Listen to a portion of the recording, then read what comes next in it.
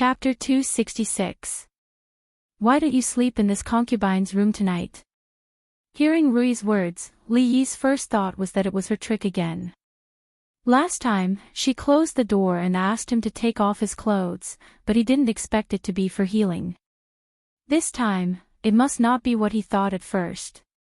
Although he had the soul of thousands of years later and was much more open-minded than the ancient people, in fact, he was still very thin-skinned on some things. After all, he was just a young man without any experience in love in his previous life. It was too difficult to expect him to be an expert in flirting with girls, especially beautiful girls in ancient times. He walked into Rui's room generously. He would sleep here for the night. Rui, Xiaohuan, or Rui could make do for one night. In the future, he would have to put out the stove early at night, and Fong would have to warn him. Carbon monoxide poisoning was almost incurable in ancient times. Even if he could be cured after a long time, there would be serious sequelae. He would either be paralyzed or stupid, and he needed to be vigilant at all times. There was a faint fragrance on the sheets and quilt, which Li Yi would never forget in his life. When he first came to Willow Leaf Village, he woke up in this fragrance. It was not perfume, but the natural body fragrance of a woman. Rui carried a quilt from the next room and closed the door. Under Li Yi's puzzled gaze, she walked to the bed and said, "Husband, can you move a little deeper?" Carbon monoxide poisoning and Fong were all forgotten by Li Yi at the moment. If she liked to inhale, she could inhale. She had a good body, so inhaling some carbon monoxide was nothing. Hugging the quilt with a faint fragrance, he shrank to the foot of the bed. Watching Rui crawling into the quilt and lying next to him, Li Yi was still in a daze. It turned out that he was right this time. Xiaohuan and Rui are asleep, and I don't want to disturb them. She turned to look at Li Yi and explained, "It's getting late. Husband, you should rest early." If Li Yi had not fallen into a state of shock, he would have been able to hear the slight tremble in her voice. Unfortunately, he was still unable to get over the soft flesh on his arm. He pinched it hard and couldn't help but suck in a breath of cold air. The pain meant that he wasn't dreaming, nor was it a hallucination caused by inhaling too much carbon monoxide. In the middle of the room, the flame of the oil lamp on the table was still flickering. Rui flicked her finger, and a strong wind swept across, plunging the room into darkness. Although he was only covered with a blanket, Li Yi did not feel cold at all.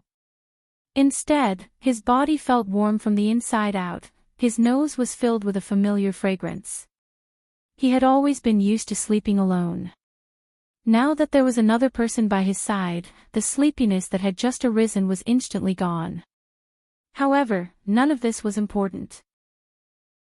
His heartbeat quickened, and his mind was filled with all kinds of guesses. What did she mean? Was it what he thought? If he pounced on her now, would he be beaten to death by her? The good tacit understanding between the two was finally broken tonight. Li Yi, who was almost an idiot when it came to relationships, couldn't guess what she was thinking. There was a fierce battle in his heart. Should he be a beast, or worse than a beast? This was a question worth thinking about. Li Yi felt that he was starting to be like a philosopher again.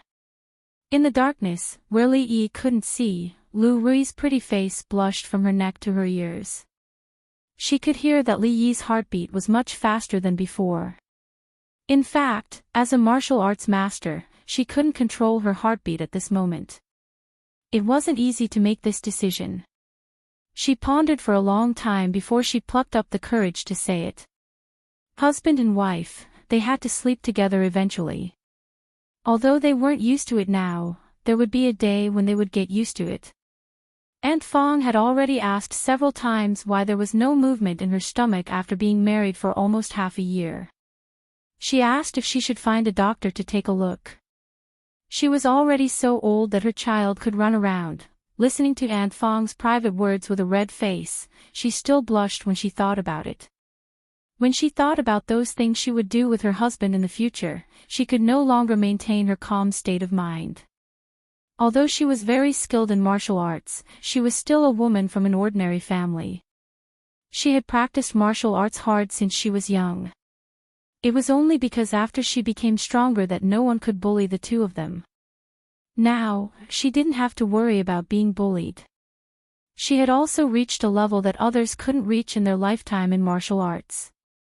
Instead, she liked such a peaceful life. In her heart, she also hoped to be able to live like a normal husband and wife as soon as possible. The prerequisite was to break the silent tacit understanding between the two of them. No matter what, someone had to take the first step. If that person wasn't her husband, then it could only be herself. She stretched her hands out of the quilt and folded them in front of her chest. Her eyes were wide open. She felt an extra breath beside her. It was already very late at night, but she still didn't feel sleepy at all. When a hand reached out from the side, her heart couldn't help but start to beat wildly. She almost ran away, but in the end, that hand only held her hand and didn't move further. Even Li Yi could feel that Rui's breathing had become hurried, which meant that her heart was not calm at this time. After feeling her mood, his heart calmed down. Sleep. Their fingers were tightly interlocked. Li Yi closed his eyes and quickly entered a dream. The breathing beside him quickly calmed down, and Lu Rui let out a long sigh of relief. She tilted her head slightly to take a look, and an imperceptible smile appeared on her pretty face. She slowly closed her eyes. Li Yi had another dream at night. This time, there were no messy things in the dream. Naturally, he didn't have to wash his underwear secretly in the morning. In the dream, he was in his home in the 21st century, sitting on the sofa and watching TV.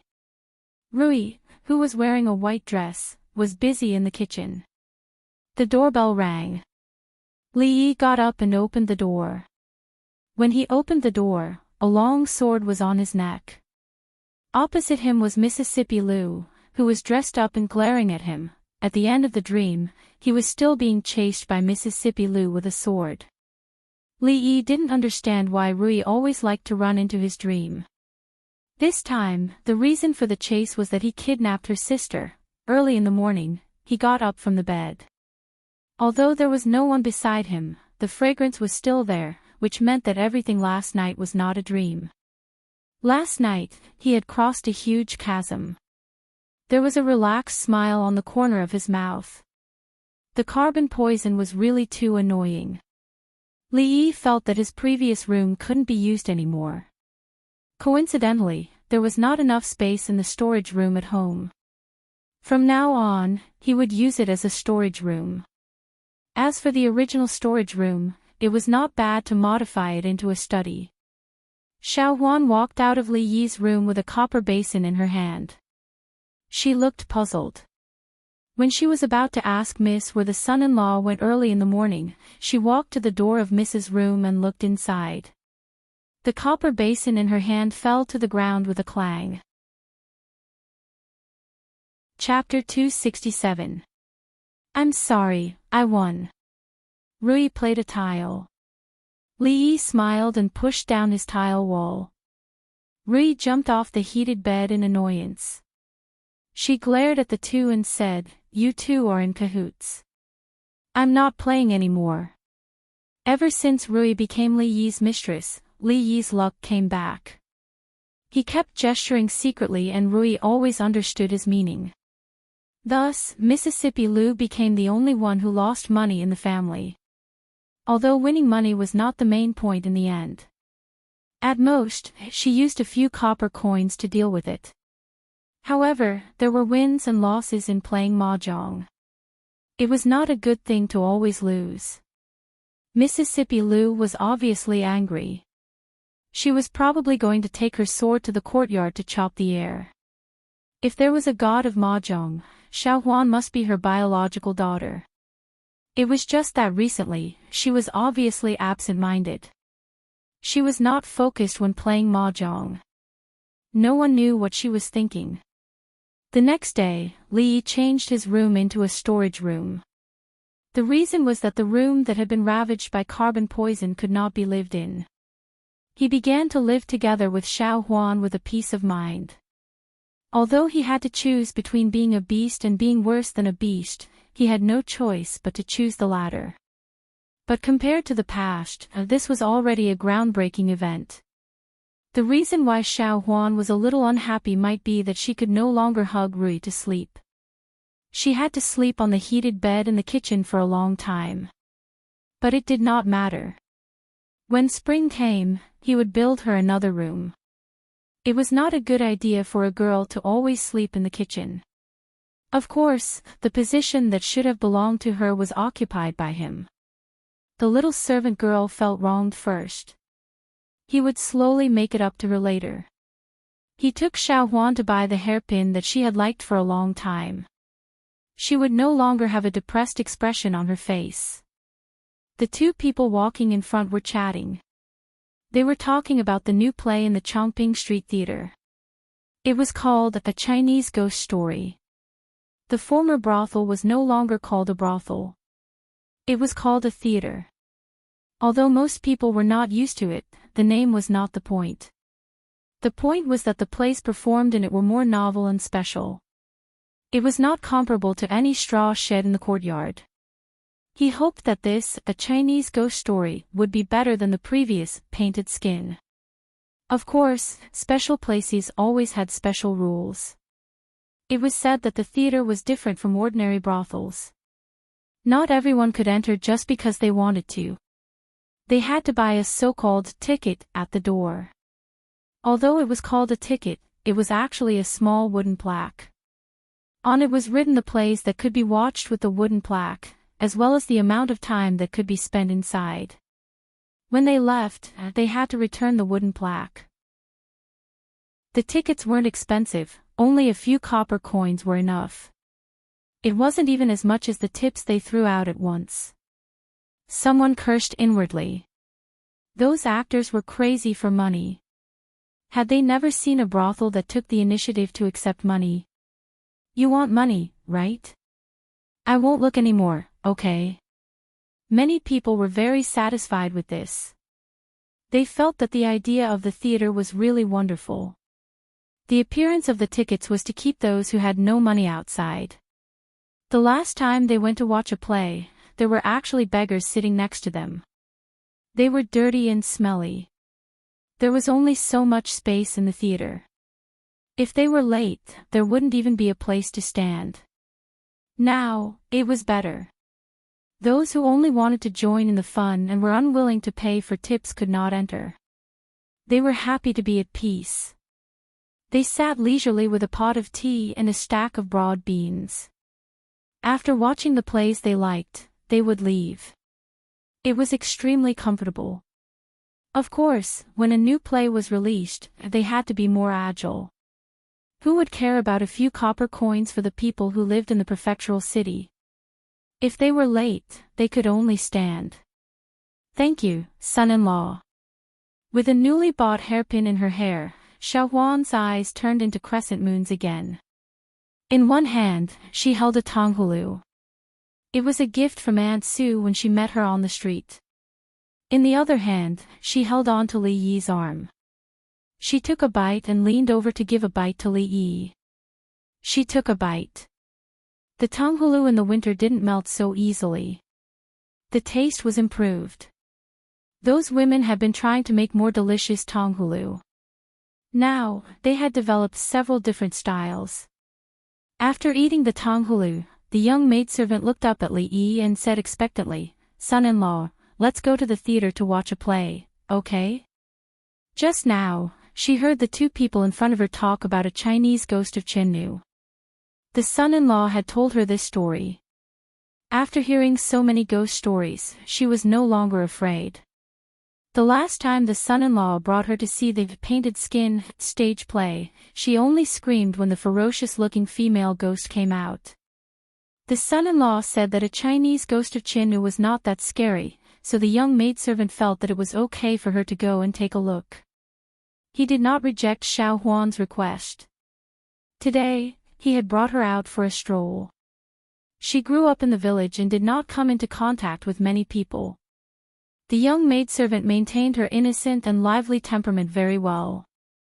With her chattering by her side, any worries would be swept away.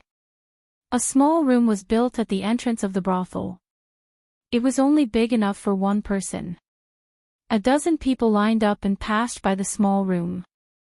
After placing a few copper coins inside, a wooden plate would be handed out from the inside. As one of the major shareholders of the theater, of course, Li Yi did not need to buy a ticket. He held Xiao Huan's hand and walked directly through the entrance. The people in the line originally wanted to question him, but when they saw the young man at the entrance politely salute the young man, they swallowed their words and obediently lined up to buy the ticket. After walking through the entrance, they faced the stage directly. The expanded stage was more than twice the size of the previous one. The seats below were also increased. There were separate stalls on both sides. Spending a few copper coins, one could buy a plate of broad beans and a pot of tea. There were 3 flavors of broad beans, and one could choose freely. Of course, other than broad beans, there were also many pastries. When watching a play, eating some snacks and drinking a cup of tea would immediately improve one's taste by a lot compared to those who only knew how to shout. The price of the seats in the theater was not the same. The closer one was to the stage, the clearer one could see, and the higher the price. Therefore, most of the time, there would be empty seats in the first row. Some people would feel that there was not much difference between the front and back.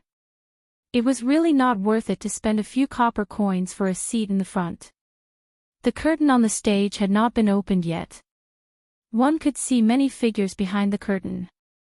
They were probably still making preparations. People were still lining up to enter the theater. There were not many people in the seats. He pulled Xiao Huan to sit in the middle of the first row and waited patiently. He glanced at the wooden plate in the hands of the person beside him. On it were the words, "Painted Skin," indicating that the next performance was still, Painted Skin. Senior Pu Songling was indeed a master of his generation. There was a performance of Painted Skin here, indicating that this play was quite popular. He turned his head and looked around. He realized that from the previous brothel to the current theater, too much had changed in just a few days. Chapter 268. The theater worker banged a gong, indicating that the performance was about to begin. At this time, the theater was almost full. In the past, there had only been a few square tables in the brothel for people to sit around casually. Now, it had been changed to chairs connected together. A small platform protruded from one side of the chairs for tea and food. Of course, only the first 2 rows had this kind of treatment. They had to let those people know where the extra copper coins they spent went. Xiao Huan wanted to see a Chinese ghost story, but she didn't make it. She could only watch The Painted Skin again. Since she had nothing to do, she might as well wait with her. When the curtains were pulled back, a few more figures sat next to Xiao Huan. Li Yi only glanced at them casually. He had just turned his head when he turned back. His expression was slightly dazed. Sitting next to Xiao Huan was a man about 40 years old. His appearance was not unfamiliar to Li Yi. Professor Feng, as Magistrate Dong's god-level lackey, usually, wherever he was, Magistrate Dong would appear unless something unexpected happened. Li Yi looked over and saw the magistrate sitting next to him. He felt strange. Did the magistrate and the prefectural school professor have nothing to do all day? This was not a place high officials and nobles would come. One of them was in charge of the affairs of the prefecture, and the other was in charge of education. Logically speaking, they should be very busy. Why did they have the time to come here to watch a show? Clearly, Professor Feng also saw Li Yi. After a pause, he turned his head and whispered a few words in Magistrate Dong's ear. Magistrate Dong had a deep impression of Li Yi. His few poems had surpassed all the students in Qing and Fu. He had a close relationship with Crown Prince Ning and Princess Yongle. However, his personality was a bit strange. He was extremely talented but didn't want to be an official. It was said that he had been made a county officer by the emperor, but he almost never went to the county yamen. The strange thing was, the security of the prefectural city was better than before. In all honesty, Magistrate Dong admired Li Yi very much. Especially that poem, wanting to speak but not wanting to speak, yet saying that the sky is cold and autumn, won him a deep liking. But he clearly had deep connections with the royal family. Although he wanted to promote him, it was not appropriate for him to do so. She had already forgotten about him, but she didn't expect to bump into him here today. Magistrate Dong shook his head and stopped thinking about these things. Today, he just wanted to see the famous painted skin. He turned his head and said to another man in embroidered robes, "I'm curious what's so special about this painted skin that Brother Yen praised it so much."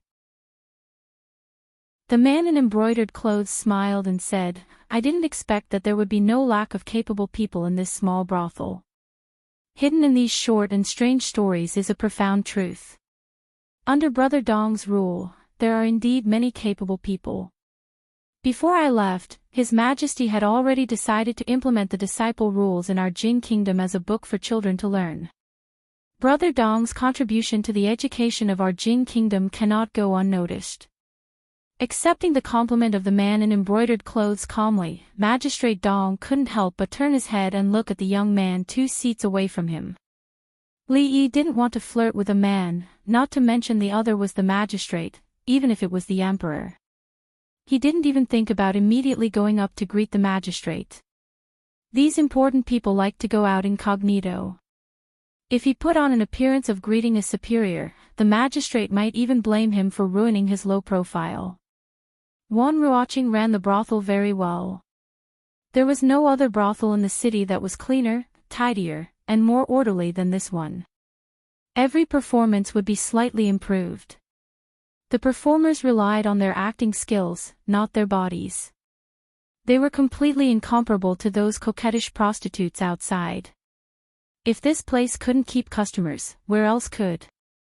Inspired by himself, Oldman's son was ready to open a special martial arts show, but he was still in the stage of collecting information. After the incident with the Bixia swordplay, Oldman's son keenly discovered the business opportunity. In the brothel outside the city, such stories seemed to be more popular. Moreover, the martial arts people were generous and would never be short of money. Sometimes, they would even throw large silver ingots on the stage.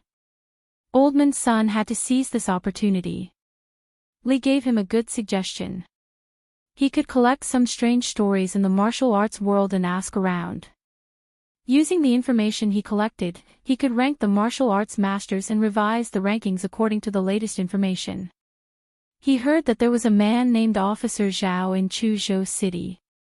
Although he had always been known for his loyalty, he was actually a rare martial arts master. It was said that he was about to step into the Grandmaster realm. Ordinary people didn't even know this secret. Li Yi didn't pay attention to the performance on the stage. He was lost in his thoughts. If such a theater could be opened all over the Jing Kingdom, it would be a powerful force. Moreover, such a force would not easily attract the attention of others. If he could live such a peaceful life, he would consider it as contributing to the entertainment industry of this world.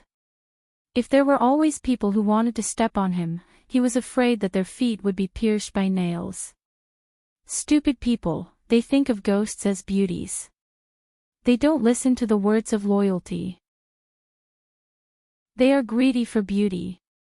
They don't know that a wife who has gone through hardships will gladly swallow the saliva of others. I don't know how many stupid people in the world don't know how to wake up. How sad. When thinking, the most annoying thing was to be interrupted, especially when the man in the brocade robe suddenly stood up and said these words with a laugh. To be able to see such emotions from watching a play, this fellow must have been educated before, and he must have been tormented by the path of sages. Even Li Yi was not satisfied, let alone the other people in the theater. Just when they were enjoying the show, someone suddenly stood up and shouted. Especially when the guy was sitting in the front row, everyone's view was blocked. "What are you shouting for? Hurry up and sit down." They were all commoners. How could they know that the person sitting next to the man was the prefectural magistrate? They only knew that this guy had disturbed their interest in watching the show. Perhaps some people were frightened by his sudden shout, so they all spoke up in dissatisfaction. Magistrate Dong smiled bitterly. After so many years, his good friend still hadn't changed his bad habit. Thump. Among the noise, there was a dull sound that was especially clear. A young man who looked like a scholar, who was sitting behind the man in the brocade robe, knelt in front of the man in the brocade robe. After bowing respectfully, he stood up and said, "Thank you for your teachings, sir. My poor wife who has gone through hardships with me for more than 10 years has suffered. Now, for the sake of a fox outside, I actually want to divorce her. How am I different from Wang Xing?" Sir's words just now were like thunder in my ears. They were deafening. I will remember them for the rest of my life and never dare to forget them. After the scholarly young man finished speaking, he once again bowed to the man in the brocade robe and strode away without looking back. Li Yi stared blankly at the young man's back as he walked away. He was very confused. Where did they find this actor? It's not too late to mend one's ways. The man in the brocade robe also watched the young man leave with a smile on his face. He stroked his beard, displaying the demeanor of an expert. "I'm talking to you, sit down." If it wasn't for a shoe flying from behind and accurately hitting his face, he might have been able to maintain the demeanor of an expert for a while longer. Chapter 269. Magistrate Dong was shocked to see a large shoe print appear on the face of his good friend from the capital. Official Yen. Professor Feng's little heart couldn't help but beat wildly. How dare they throw a shoe at an official from the capital? These unruly people were simply too lawless. How dare you? Who threw the shoe? A few people around the man in embroidered robes had already stood up and turned to glare at the crowd. What did he say? Is he in the right to disturb the show? Chase them out. The guards of the man in embroidered robes were angry, but the audience was even angrier. It was already kind of them not to be thrown out for making a racket in the theater, but they dared to yell at everyone. They couldn't even watch the show. Weren't the few copper coins spent in vain? In the next moment, the guards were drowned in shoes flying from behind. People had thrown out quite a few people like this who didn't know what was good for them. Every show, there would be one or two unlucky ones. This had even become a tradition in the theater. The smelly shoes flew through the air. Magistrate Dong and the other two were also affected. Of course, they couldn't stay here any longer. They ran outside pathetically and finally let out a sigh of relief. A group of unruly people, this is too much. Professor Feng's face was hit by the sole of a shoe. His face was red and he stomped his feet outside. The man in embroidered robes used his sleeve to wipe his face. He wasn't angry. He shook his head and said, "This is a quiet place to watch the show. It is our fault for making a racket and disturbing others. It is not wrong of us to be thrown out." He turned his head to look at Magistrate Dong and said with a smile, "Under Brother Dong's rule, the people are very tough." Compared to the sorry state of Professor Feng and the man in embroidered robes, Professor Dong looked much better. The shoe had not been thrown on him and his clothes were very clean. He patted his robes and said, "The one who made a racket was you. Of course it is not wrong of you to be thrown out. We are the ones who have suffered an undeserved disaster. No matter, no matter." The man in embroidered robes waved his hand and said, "My words just now have caused Brother Dong's students to repent. Brother Dong, shouldn't you treat me to a banquet to express your gratitude?" "Oh right, Professor Feng, where is the best restaurant in Qingyan Prefecture?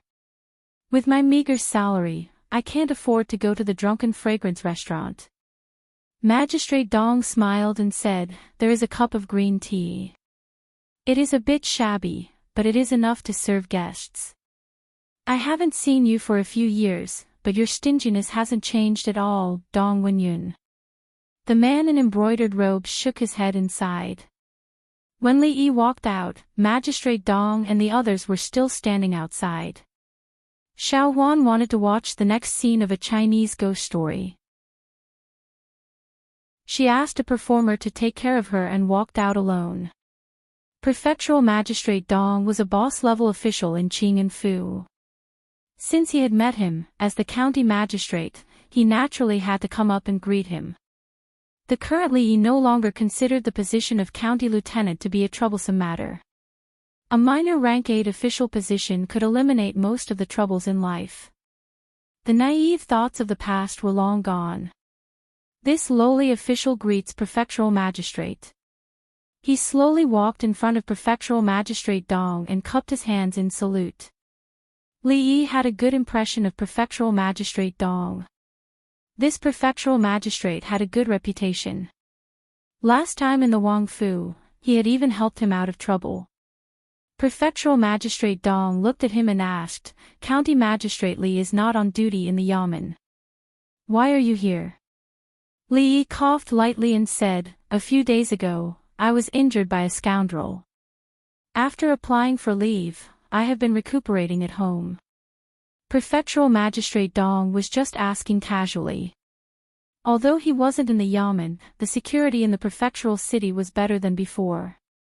As the prefectural magistrate, he had specially studied the interrogation methods of the Anshi yamen's bailiffs and bailiffs, as well as the division of districts.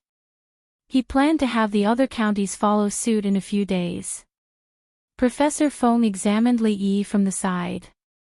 He was surprised.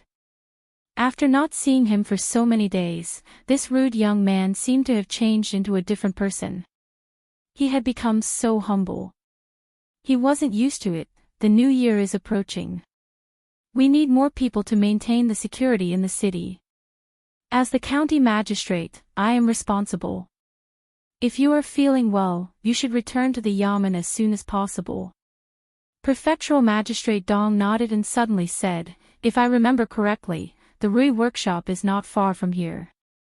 I am also tired from walking. Why don't we go to your place to rest for a while and have a cup of tea? What do you think, County Magistrate Li? Li Yi was stunned. Didn't he just rest for a long time in the theater? Sure enough, the higher the official, the more pretentious. It was not a wise thing to refuse the prefectural magistrate. Li Yi nodded and said, My lord, please. The Rui workshop was next to the brothel. Although the family no longer lived there, Xiao Huan would still go there to clean it every few days. The room was clean and tidy. It was just enough to rest, but there was no tea. After inviting them to sit down, Li Yi went to the theater to get 2 pots of tea. Prefectural magistrate Dong had already sat down. When he turned around, he found that the man in the brocade robe didn't follow him in. He stood at the door, raised his head, and muttered something. The strokes are elegant and graceful, the strokes are tactful and subtle, like moving clouds and flowing water. Good calligraphy, good calligraphy. Just as Dong Wenyun walked out, he heard the man in the brocade robe looking at the plaque above the shop and couldn't help praising it. He thought to himself that he had actually forgotten that the other party was obsessed with calligraphy and had collected many precious paintings at home. Furthermore, he himself was quite accomplished in calligraphy and painting, so it was normal for him to be attracted to the words on the plaque. Seeing him walk out, the man in the brocade robe looked at prefectural magistrate Dong and said, Wenyun, do you know which master wrote these 3 words? I want to pay a visit. I'm afraid I'll have to trouble you to arrange it. There is no need to arrange it. The master is right there. If you have any questions, go ask him yourself. Prefectural magistrate Dong pointed in a direction with a strange expression and said. The man in the brocade robe turned around and saw the young man just now walking over with 2 pots of tea. The man in the brocade robe looked back at Prefectural Magistrate Dong with an expression of disbelief. He, if these 3 words were written by that young man, I will eat this plaque. The man in the brocade robe didn't believe a single word of what Dong Wenyun said just now. These 3 words were written with strong and experienced strokes.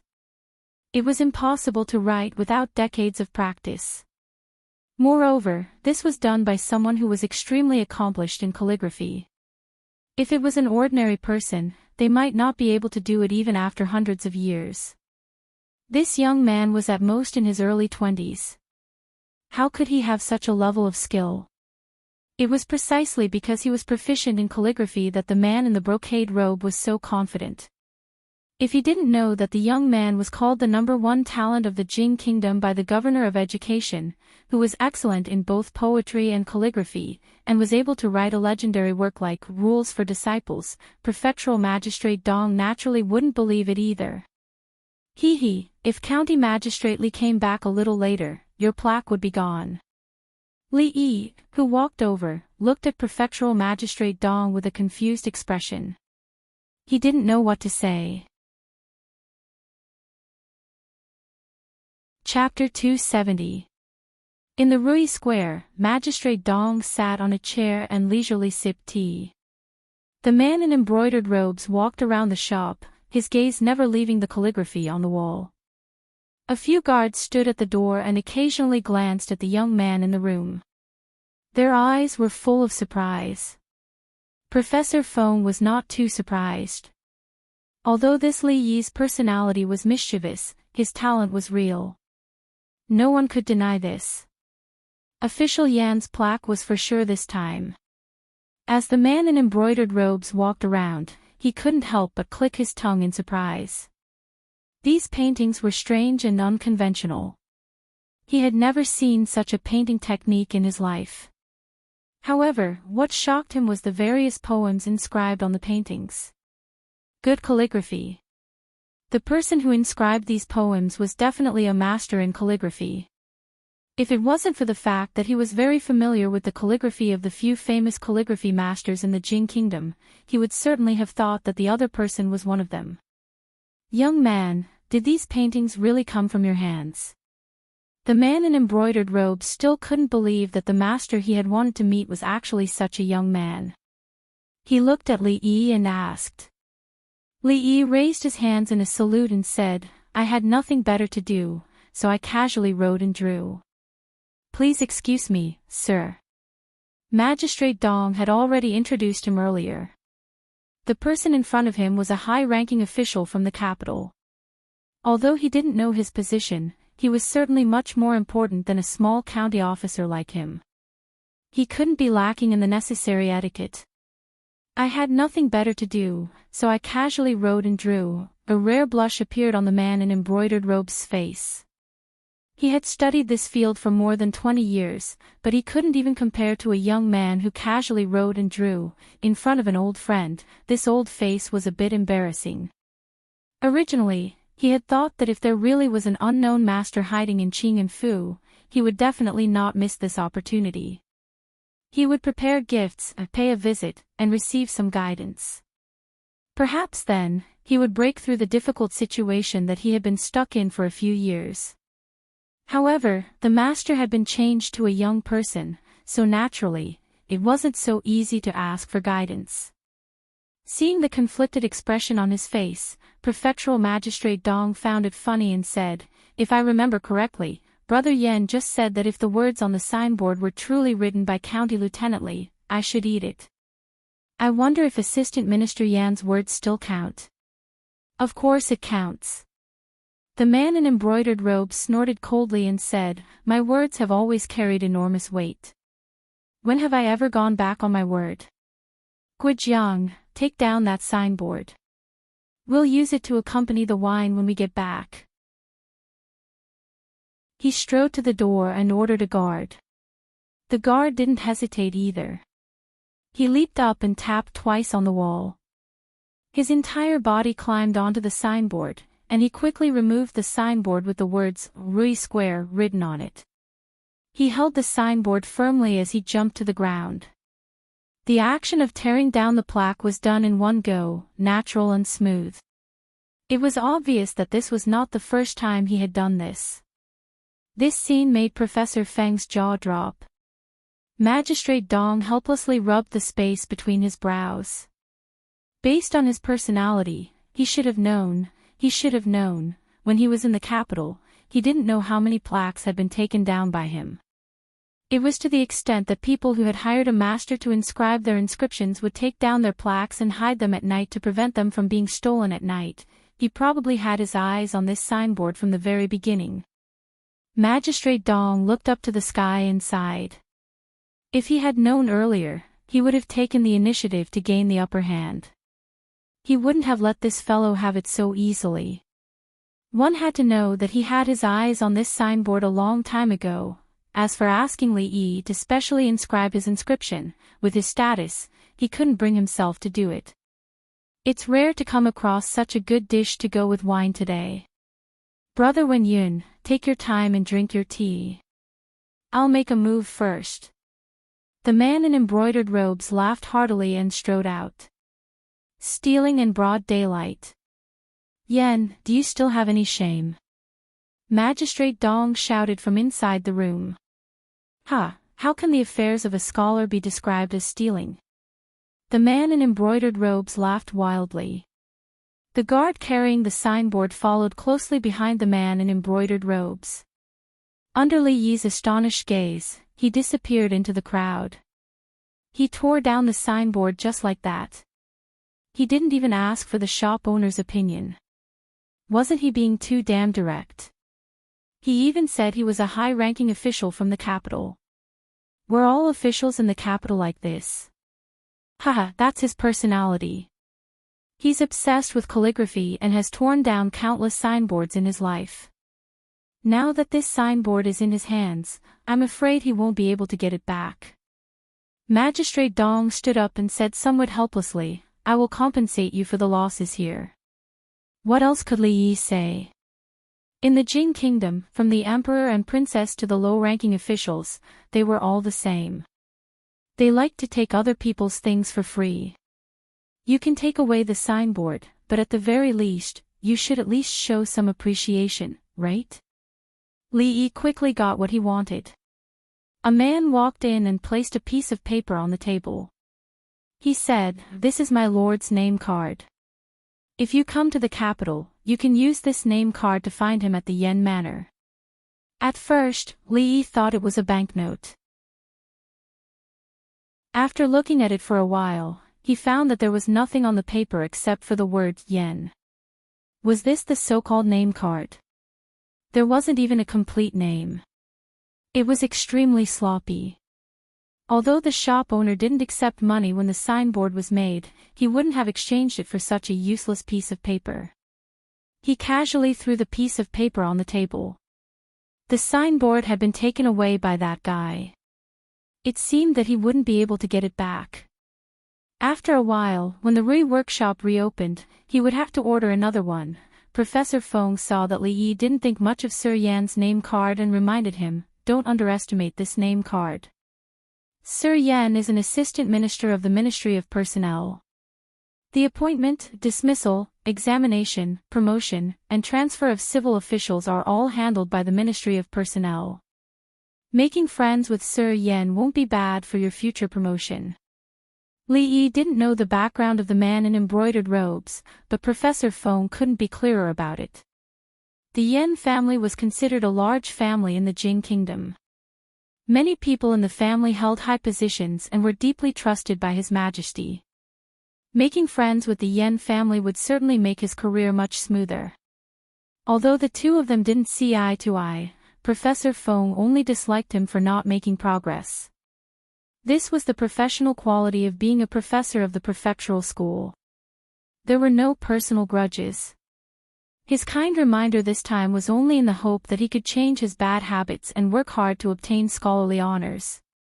Serving the country as soon as possible was the right path. Li Yi didn't expect Professor Feng to say these words to him. Seeing the sincerity in his tone, he was slightly moved. Although the two of them didn't get along, it was undeniable that Professor Feng was a true gentleman. Putting away the name card, Li Yi bowed to him with a solemn expression and said, "I'll remember it." "You're worth teaching." Professor Feng's expression softened and he said with satisfaction when he saw the change in him. He had once again guided a young man with limitless potential from the wrong path to the right path. He felt a great sense of accomplishment. This was the most talented and capable young man he had ever seen. Professor Feng really didn't want him to live a mediocre life, so he said again, "With your talent, it's a waste of your talent to be a mere county lieutenant. I have many friends in the capital who can write a few recommendation letters for you. You can go out and visit them. Coupled with your relationship with Sir Yen, if they jointly recommend you to His Majesty, I'm afraid you'll definitely become a county magistrate. As long as you work hard and make some achievements, there's a high chance that you'll be transferred to the capital in 10 years. Within 20 years, it's not impossible for you to be in the imperial court." Professor Feng's spittle flew everywhere as he spoke. It was as if his blood was about to boil. "Cough, thank you, Professor Feng. It's just that I've yet to recover from my injuries. Let's talk about this another time." Li Yi said awkwardly as he covered his chest and coughed a few times. "What do you mean we'll talk about it in the future? Young man, how can you be so ignorant?" Professor Feng frowned and reprimanded him again. "We are scholars, and it is our duty to serve the country." Li Yi rubbed his slightly swollen head. "This old man, here he comes again." Chapter 271. Since you are favored by the princess, you should be diligent in the future. Don't say that you don't want to be an official anymore. I really hope to see the day when you and I become officials in the same court. Magistrate Dong said a few words of encouragement and then left with Professor Feng. It was obvious that he saw Li Yi as a junior with a bright future. Professor Feng said a few words. When he left, he still felt that although this seedling had changed, the change was not complete and there was still a lot of room for improvement. If he could become a top official in the future, he could also boast to his old friends that he was the one who made the minister or the prime minister realize their mistakes and work hard to get to where they are today. Li Yi put away the name card. He didn't want to go to the capital to visit Lord Yen. However, according to Professor Feng, this piece of paper seemed to be worth a penny. He just didn't know how much it could be sold for, but it would definitely be worth 100 taels. After closing the door, he saw Xiao Huan coming out of the tile-roofed house with red eyes. He thought that someone bullied her. Before he had time to ask her, the little servant girl took the initiative to say that she was touched by the love between Ning Kaichen and Nie Xiaoqian. The little girl's body was not yet mature, but she was very emotional. When she heard the story for the first time, she cried. She must have cried a lot just now. She was a little depressed at first, but after Li Yi bought her a sugar figurine, she held it in her hand and couldn't bear to eat it. She just looked at it. Li Yi bit off the head of the sugar figurine, and the rest was easily eaten by Xiao Huan. Li Yi wandered on the streets of the prefecture with the little servant girl. At the same time, the princess and her people, who were travel-worn, finally arrived at the capital after a few days of travel. There were already imperial guards waiting outside the city. They cleared the way, leaving a trail of dust behind them to the palace. Is this the celestial punishment that Emingsu mentioned in the letter? In the main hall, Emperor Jing put his hands behind his back and looked at a few fist-sized, black clay jars on the table. He couldn't hide the doubt on his face. Yes, father. Don't look down on these small jars. Although they are small, they have the power to destroy the world. After many days of travel, Emingsu couldn't hide the exhaustion on her face. But the matter of celestial punishment was too important. After entering the palace, she didn't take any rest and put it on her father's desk as quickly as possible. Emperor Jing still had some doubt on his face. How could the power of celestial punishment be in the hands of a human? Even he, as the emperor, didn't have this qualification. Changde, who had been accompanying Emperor Jing, also had a trace of suspicion on his old face. It was incredible that such a small thing had the power to destroy the world. His Majesty had let him read the letter, and he still had a lot of doubts about the princess's description. Seeing is believing. Li Mingzhu knew that this matter sounded unbelievable. If she did not see it with her own eyes, she would not have believed it no matter what. If father doesn't believe it, you can see the power of this thing with your own eyes. Okay. Emperor Jing laughed and said, I will personally see how it can destroy the world. After saying that, he reached out to pick up the clay jar on the table. Father, you can't. Li Mingzhu moved faster than him and picked up the heaven's punishment first. She looked at Emperor Jing, who looked at her in confusion, and explained, this thing is extremely dangerous. If you are not careful, it will be triggered. Father is the emperor, so you can't take risks. She turned to look at Changde and said, let Chief Chang do it. When Changde heard this, the corner of his mouth couldn't help but twitch, but he quickly said, Princess is right. Your Majesty's body is priceless. You can't take risks. Let this old servant do it for you. He looked back at Mingzhu and asked, may I ask Princess, how do I use this thing? Use a match to ignite the wire outside. Mingzhu pointed to the wire outside the clay jar and said. Seeing that Chief Chang took out a match and seemed to be about to carry out this great experiment in this palace, Mingzhu's heart suddenly jumped and she shouted, wait. Your Highness, is there anything else? Changde raised his head and looked at her with a puzzled face. Mingzhu glared at him and said, it's too dangerous here. Take it outside and try it. She had seen the power of celestial punishment countless times, especially under the inspiration of Li Yi. After several days and nights of improvement by Shen Liang, the power had increased by more than one level. If it was really triggered in this palace, all of them would be buried inside if they were not careful. Chief Steward Chang didn't understand how dangerous a small jar could be with so many guards around His Majesty. Her Highness was being a little too careful. Then listen to Mingzhu and go outside. Emperor Jing did not care and said with a smile. His Majesty had spoken.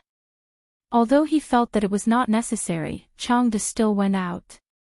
Of course, the celestial punishment for the experiment would not be mixed with iron nails and pieces of broken iron. This thing could even penetrate the wall. If something happened to his imperial father, no one could bear the responsibility. Not to mention the iron pieces, even the broken clay jar was very dangerous when it exploded. A guard of the princess's residence lost an arm because of this. If it was not for another person who kicked him at the critical moment, he would have to pay the price of more than just an arm.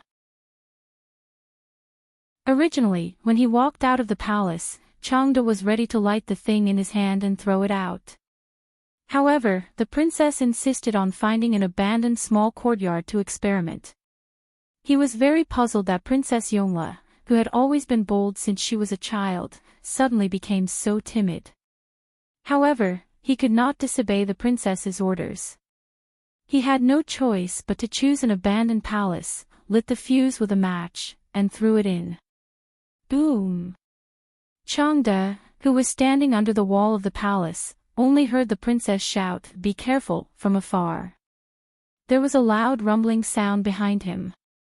He, who was disturbed by the loud sound, even forgot to dodge and was crushed under the collapsed wall of the palace.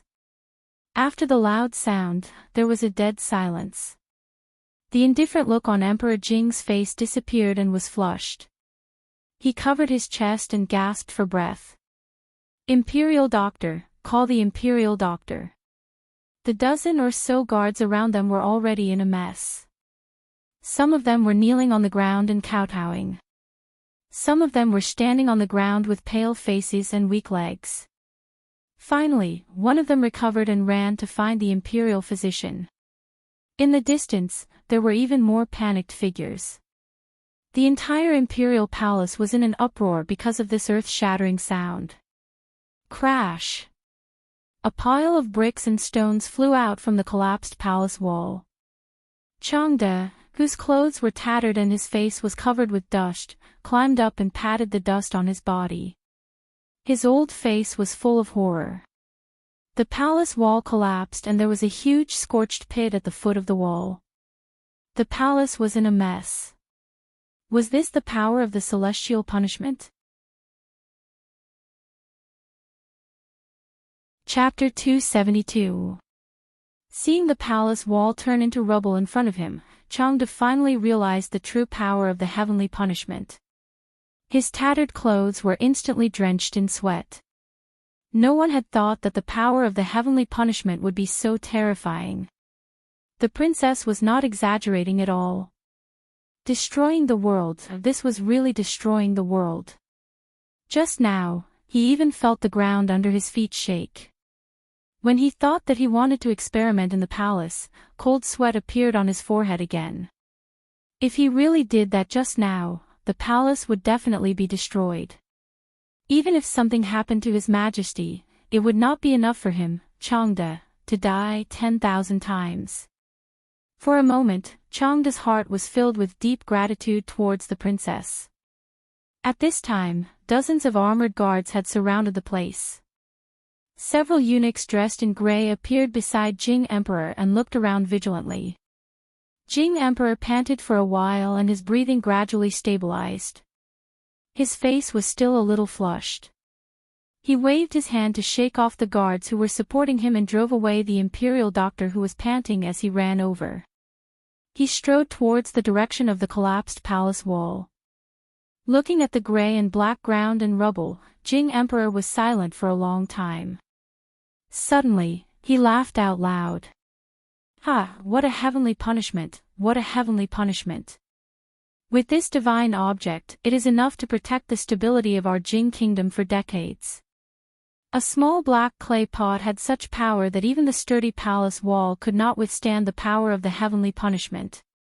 It could be imagined that if a few dozen or even dozens of them attacked at the same time, it could really be said to be destroying the world. Under the power of the heavenly punishment, even the sturdy city wall would be easily destroyed like tofu. The Jing kingdom had been weak for a long time and there were strong enemies eyeing it. In these years, he had worked hard to manage a big country to the current situation it was in. It was not easy to find a moment of stability, but the torture of illness had become more and more serious. When he followed the late emperor, it would be the time when the stability and peace of the Jing kingdom would be disrupted. Because of this, he often could not eat or sleep in peace. However, the appearance of such a national treasure was like a ray of light in the darkness, making him seem to see infinite hope.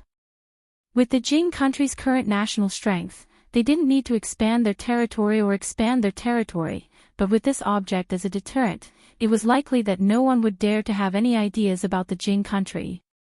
This old servant congratulates His Majesty and the Jing kingdom. Changde had served Emperor Jing for decades. How could he not know what he was thinking? A smile also appeared on his wrinkled face. He knelt on one knee and said loudly, "Voila!" The surrounding guards immediately knelt down as well. Although they didn't know what was going on, they still knew what was going on. Their orderly and loud voices spread far and wide, resounding throughout the entire palace. Congratulations to His Majesty and the Jing kingdom. Congratulations to His Majesty and the Jing kingdom. Congratulations to His Majesty and the Jing kingdom. In the letter, Emingsu said that this item can be used as a weapon to break a city. At the same time, it is also a treasure to kill enemies on the battlefield. The broken pieces of the jar are embedded in the wall. If it is used on the battlefield, it will immediately become a hell on earth. In the palace, Emperor Jing looked at the few jars on the table and nodded with satisfaction. "Father, these are only used for testing. The real sky punishment will be mixed with iron nails and pieces to increase its power. Once it explodes, there will be no survivors within 3 feet." Emingsu pointed at the jar on the table and said. Changde heard this and took a deep breath. Even the broken jars could be embedded in the wall. What kind of power was that? If it was an iron weapon, if the sky punishment that he ignited was like what the princess said, he would have been turned into a sieve by now. An individual's martial strength was not worth mentioning in front of the power of heaven. After being stunned for a moment, Emperor Jing's smile became wider. He said the word "good" a few times in a row. Suddenly, a trace of sharpness appeared in his eyes. Qi Kingdom, the new year is coming. I plan to give you a big gift. I hope you will like it. He seemed to have seen the scene of the Qi Kingdom soldiers fleeing in panic in front of the sky punishment. He felt the depression that had accumulated in his heart for a long time was swept away. He turned to look at Emingzu and asked, "How much does it cost?" Emingzu said respectfully, "Father, it is easy to make. The materials used are cheap and the cost is very low." The sky punishment was powerful. Even if it was expensive to make, Emperor Jing would not give it up. Now that he heard that it was cheap, he was overjoyed. After thinking for a while, he looked at her and asked, "Who made it? Where is he now?" A trace of hesitation flashed on Mingzhu's face, but it quickly disappeared. She said, "The one who made the sky punishment was a performer called Shen Liang in Qing and Prefecture. His ancestors were all cigarette makers. He accidentally discovered the formula of the sky punishment. After I learned about it, I immediately controlled him and brought him to the capital. The people of the princess's mansion also participated in the production of the sky punishment. However, only Shen Liang and I know the core formula." Emperor Jing let out a long sigh of relief. The last trace of worry in his heart was gone. In the future, Shen Liang will be responsible for supervising the production of the sky punishment. He is not allowed to contact outsiders. I will send people to mark out a place outside the city for the research and development of the sky punishment. In addition, I will send 50 craftsmen and 1,000 imperial guards to the war zone. I want to see whether the soldiers of the Qi Kingdom are more powerful, or the power of the Jing Kingdom. Emperor Jing issued several orders in a row. When he looked back and saw the tired expression on his daughter's face, he said softly, "It has been hard on you. Go back and rest. I will leave the rest to you." "Father, this is the formula of the sky punishment." Mingzu nodded. She was indeed tired after the long journey. After offering the formula of the gunpowder, she slowly left the palace.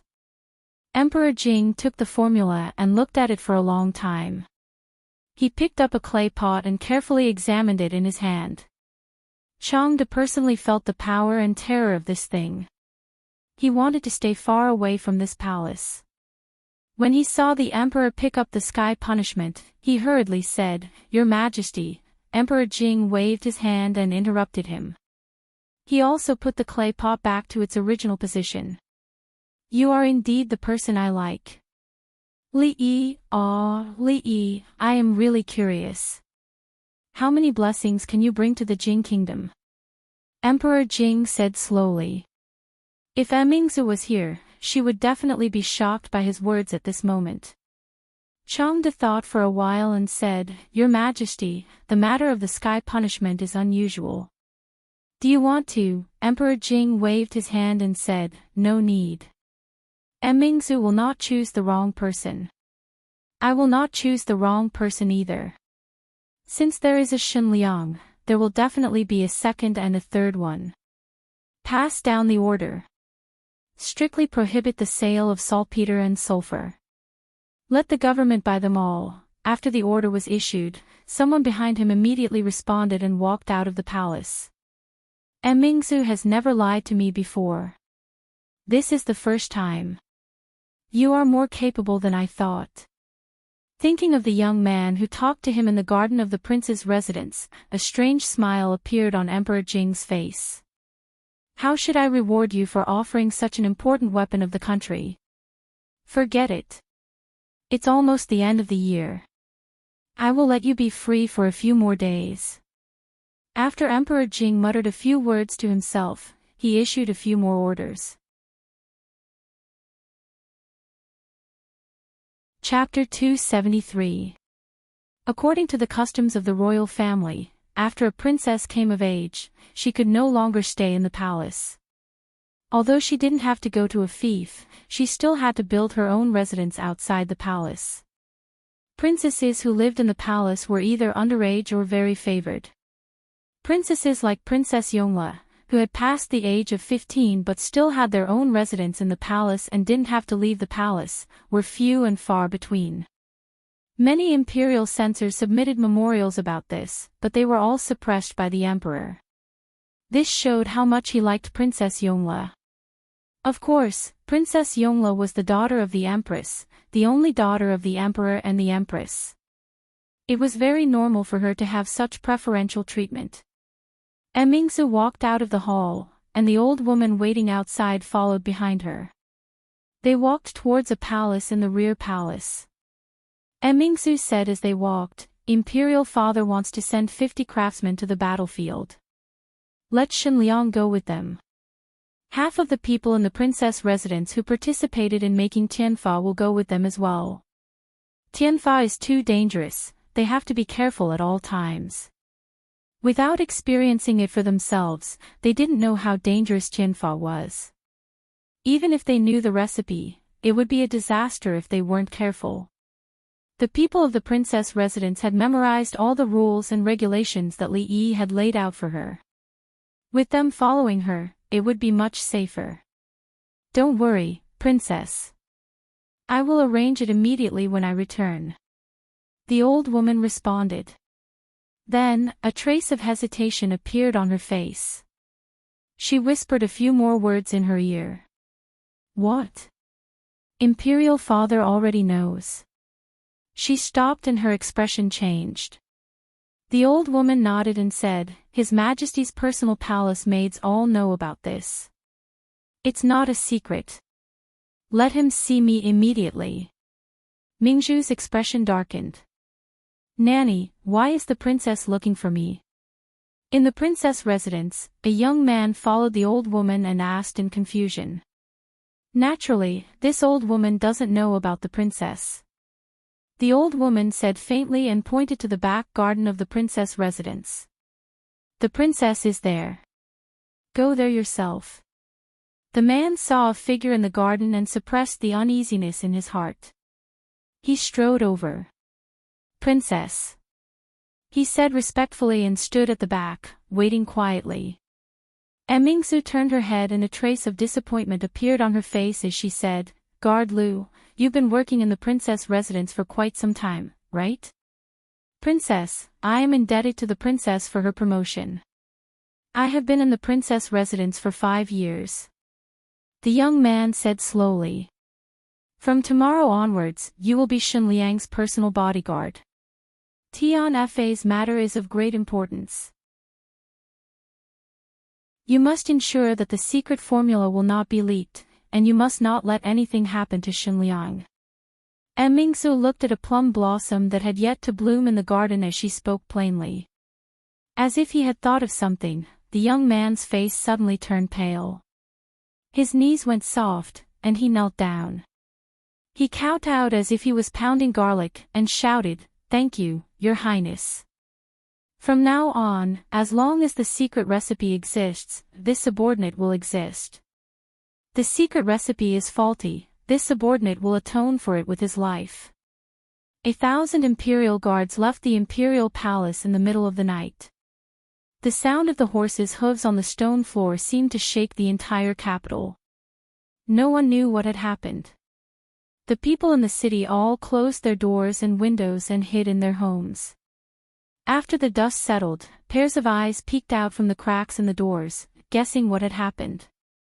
The palace had not made such a big move in a long time. As for the officials in the capital and the rich and noble families, many of them did not sleep the whole night. Their backs were drenched in cold sweat. For so many imperial guards to be mobilized, something big must have happened. They just didn't know who would be the unlucky one this time. They just hoped it wouldn't be them. When the sky brightened and nothing special happened, everyone could finally relax. For a moment, the rich and noble families all sent out carriages and horses. Officials of all levels walked around each other to gather information. Compared to this matter, the matter of the princess residence changing the guard leader was not worth mentioning. At the same time, in the faraway Qin and prefectural city, it was far from the somber atmosphere of the capital. As the new year approached, the prefectural city became livelier day by day. After a busy year, it was finally the day when everything could rest. Other than the peddlers and a few people with special professions, most people would choose to give themselves a holiday and enjoy life. The large and small brothels inside and outside the city were packed from morning to night. In particular, the theaters in the prefectural city, as well as the large brothels that had been built outside the city, became the favorite place of entertainment for most people. There were all kinds of performances, puppet shows, movie shows, and all kinds of programs. It was enough to dazzle the eyes. If one was tired of these, they could go to the large brothels to watch the stage plays. They were all new plays and were brilliant. It was definitely worth spending a few copper coins for them. In order to maintain the security in the city, the government sent out more bailiffs. From time to time, the soldiers of the city defense could be seen walking on the street. Sometimes, bailiffs were mixed in the crowd. The roadside vendors greeted them warmly and gave them hot buns and cakes. The bailiffs did not refuse. They took a bite with a smile and continued to patrol. Although he felt that he could beat a cow to death with his current physical condition, Li Yi was still in a state of recuperation. Anyway, before Her Highness left, she had asked for a long sick leave for him. The task of maintaining the security was handed over to County Magistrate Liu. After all, capable people should do more work. As for ordinary small cases, with Liu Yi's help, there wouldn't be any problems. This kid was born to do this. No one knew how he had been muddle-headed in the past, but this time, he suddenly became enlightened. He had solved several old cases, and his reputation had spread across several counties. It was said that no criminal could hold on for the time it took for 2 incense sticks to burn under his hands. This was how a qualified subordinate should be. Li Yi was extremely proud of his discerning eyes. When he woke up, he washed his face with cold water. After shivering for a while, he suddenly felt refreshed. Today was the Lunar New Year. According to the customs here, people should start to buy New Year's goods and offer sacrifices to the kitchen god. The customs of the Lunar New Year in later generations were different in different places. Li Yi did not know how to celebrate the Lunar New Year here. It was enough for Xiao Huan and Rui to know. After what happened last time, they no longer lit the stove at home at night. But they still lit the fire every morning. For the first time, Li Yi felt that carbon monoxide was also a good thing. It could actually promote the relationship between husband and wife. He was not Lu Xiaohui. He could not resist sleeping with such a beautiful wife every night. Although he had not broken through the last line of defense, he had taken a lot of advantages. It was just that he felt a little uncomfortable when he got up in the morning. When Rui brought him toiletries, her face was always red. Chapter 274. After the Little New Year, there were only 6 or 7 days left before the Spring Festival. The Little New Year's Day was considered a relatively important festival. Early in the morning, Xiao Huan took a rag and carefully wiped every room. Even Mississippi Lu was sweeping the courtyard with a broom, which was a rare occurrence. Although the courtyard was originally so clean that there was not even a single fallen leaf. Just now, Zhu Zi ran over and gave a thick stack of window flowers. They were of different shapes and were extremely beautiful. Xiao Huan said that Aunt Fang's skill in cutting window flowers was unique in the village. She would send some to her house every year. After saying that, she took the window flowers and went into the house to find paste. When Li Yi walked out of the courtyard, he saw that every household was busy. Even the naughty children were not idle. Each of them took a small broom and swept in front of the door. As they swept, it became a broom war. Dust flew everywhere and screams could be heard. After a while, an adult ran out of the courtyard and dragged the naughty children back home by their ears. It did not matter if it was a festival or not to beat children. After a while, the naughty children's screams came from inside. When he walked out of the gate of the house, the atmosphere of the new year was everywhere. Counting the days, he had been here for a full half a year. Before he had time to reminisce, a clear voice came from behind him. "Excuse me, does Lu Rui live here?" Li Yi turned around and saw a young girl about the same age as Rui standing behind him. She was carrying a small bag on her back and holding a long sword in her hand. She was standing there and looking at him. "Young master, what's wrong?" A man strode out from inside and stood beside Li Yi. "Why are you looking for Rui?" Li Yi looked at her and asked. Looking at the young girl's attire, she looked like a person from Jianghu. It seemed that she did not have good intentions. "She is indeed here." A hint of understanding appeared on the young girl's face. She said lightly and strode into the house. "Stop." This young girl was obviously looking for trouble. How could old Su, who was standing beside Li Yi, let her enter so easily? He reached out to grab her shoulder. "Humph, your martial arts are too weak. I won't fight with you." The girl lightly struck out with her palm and landed it on old Su's shoulder. Old Su involuntarily took a few steps back and leaned against the door to stabilize himself. Just as he was about to fight again, Li Yi waved his hand and said, "There's no rush. Let's see what she wants first." She didn't look like she was here for revenge. Ever since all the bandits from the Greenwood Forest were killed, they hadn't met anyone else who was blind. Li Yi was not worried at all. Rui had always been modest about her martial arts skills. Last time, he indirectly asked Mississippi Lu about it, and the answer he got was that the number of people in the entire Jing kingdom who could defeat his sister could be counted on one hand. Li Yi looked left and right, looking up and down, but he didn't feel that this hand included the girl. "You're going the wrong way. See? The person you're looking for is in the yard over there." Seeing the girl wander around the house like a headless fly, Li Yi kindly pointed her in the right direction.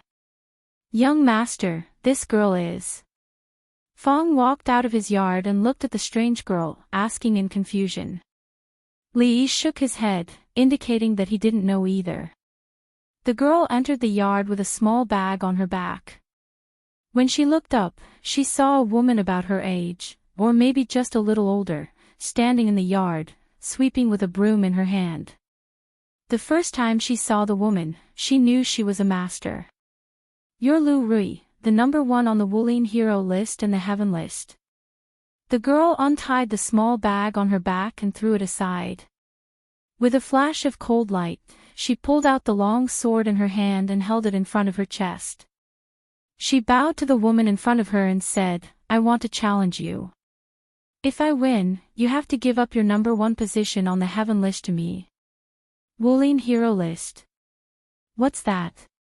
Fong was dumbfounded. He only understood that the girl wanted to challenge the second young mistress. As for the rest, he didn't understand a single word. Fong and the others didn't understand, but Li Yi did. The Wulin hero list was something that Old Man Sun had created not long ago under his instructions. After a comprehensive analysis of the strength and reputation of the masters in Wulin, the ranking would be made. The higher the ranking, the stronger the master. This list was mainly divided into the Heaven list, the Earth list, and the Mortal list. The Heaven list was the strongest, followed by the Earth list, and then the Mortal list. Above these 3 lists, there was a Guru list. However, there were only a few people on the Guru list. Every one of them was a famous Guru master in Wulin. With a stomp of their feet, the whole Wulin would shake. The heaven list, the earth list, and the mortal list had 100 people on each list. Of course, time was limited, so Oldman's son and a few old friends had only sorted out 50 people on the heaven list. In order to ensure the authority of the list, Luer found a few friends in the martial arts world to participate in the ranking of the list. Some storytellers in the brothels outside the city made the deeds of the heroes on the list into stories, 1 to 10, 10 to 100. Soon, even an 8-year-old child was familiar with the affairs of the martial arts world. Originally, the people of the martial arts world did not care much about these things. However, the person who made the list seemed to be very familiar with the martial arts world. The heaven list almost covered all the famous top experts in the martial arts world. There was also a very detailed explanation of their ranking order. It was able to convince people. Gradually, it actually gained the recognition of most people. At this time, many people couldn't sit still. Needless to say, those on the guru list were all seniors who had dominated Wulin for decades. They didn't dare to compare with them. The few people at the top of the heaven list had outstanding achievements, so they didn't have any objections to being ranked in front of them. For example, the number 1 woman on the heaven list, surnamed Lu, in the past 2 years, the number of masters who had fallen in her hands could not be counted. Dozens of Lulin masters went to find trouble with her, but none of them returned.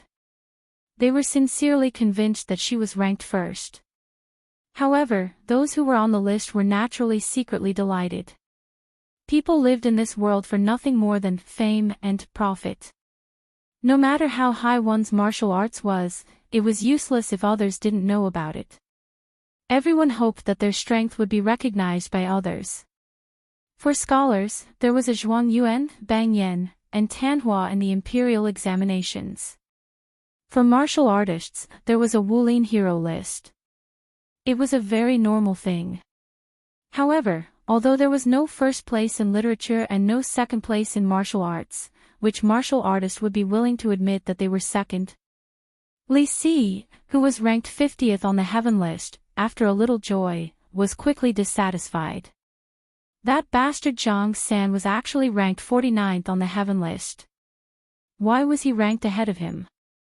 That bastard was obviously no match for him. If he could defeat him, wouldn't his ranking increase? Little did he know that Zhang San, who was ranked 49th, was also feeling uncomfortable. Years ago, he had fought with Wang Er, who was ranked 48th on the heaven list. Although he lost, he had improved rapidly in the past few years. If he met him again, the outcome was uncertain.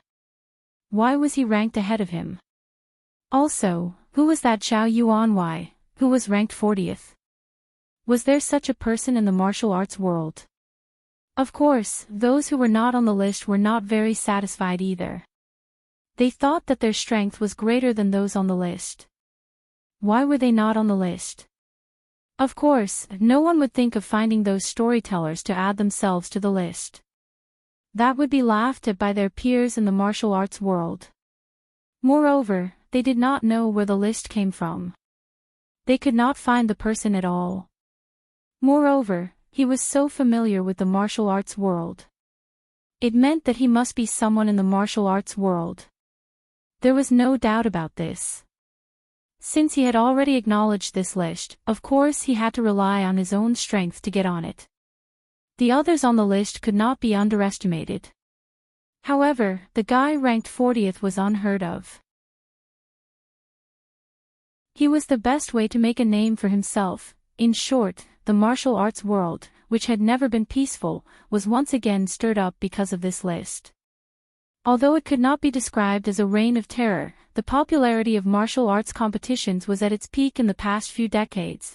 Seeing the girl holding a sword in her hand and looking at Rui with an eager expression on her face, Li Yi rubbed the area between his eyebrows, feeling a slight headache. It seemed that he had inadvertently brought quite a bit of trouble to Rui. Chapter 275. Lu Rui raised her head and glanced at the girl. She continued to sweep the yard. She had heard about the Wuling hero ranking and was unhappy that her name was not on it. If her sister had not stopped her, she would have gone to look for trouble with the second master on the heaven list. She had completely mastered the essence of Tai Chi's sword. After her swordsmanship improved, she faced a new bottleneck. This time, it would not be easy to break through. A goal that was too far away would always make people lose motivation. She did not practice much these days. According to Li Yi's story, sweeping was also a form of cultivation, so she decided to try her best. However, although her swordsmanship did not improve, she was much calmer. When she was free, she would sweep the yard with a broom.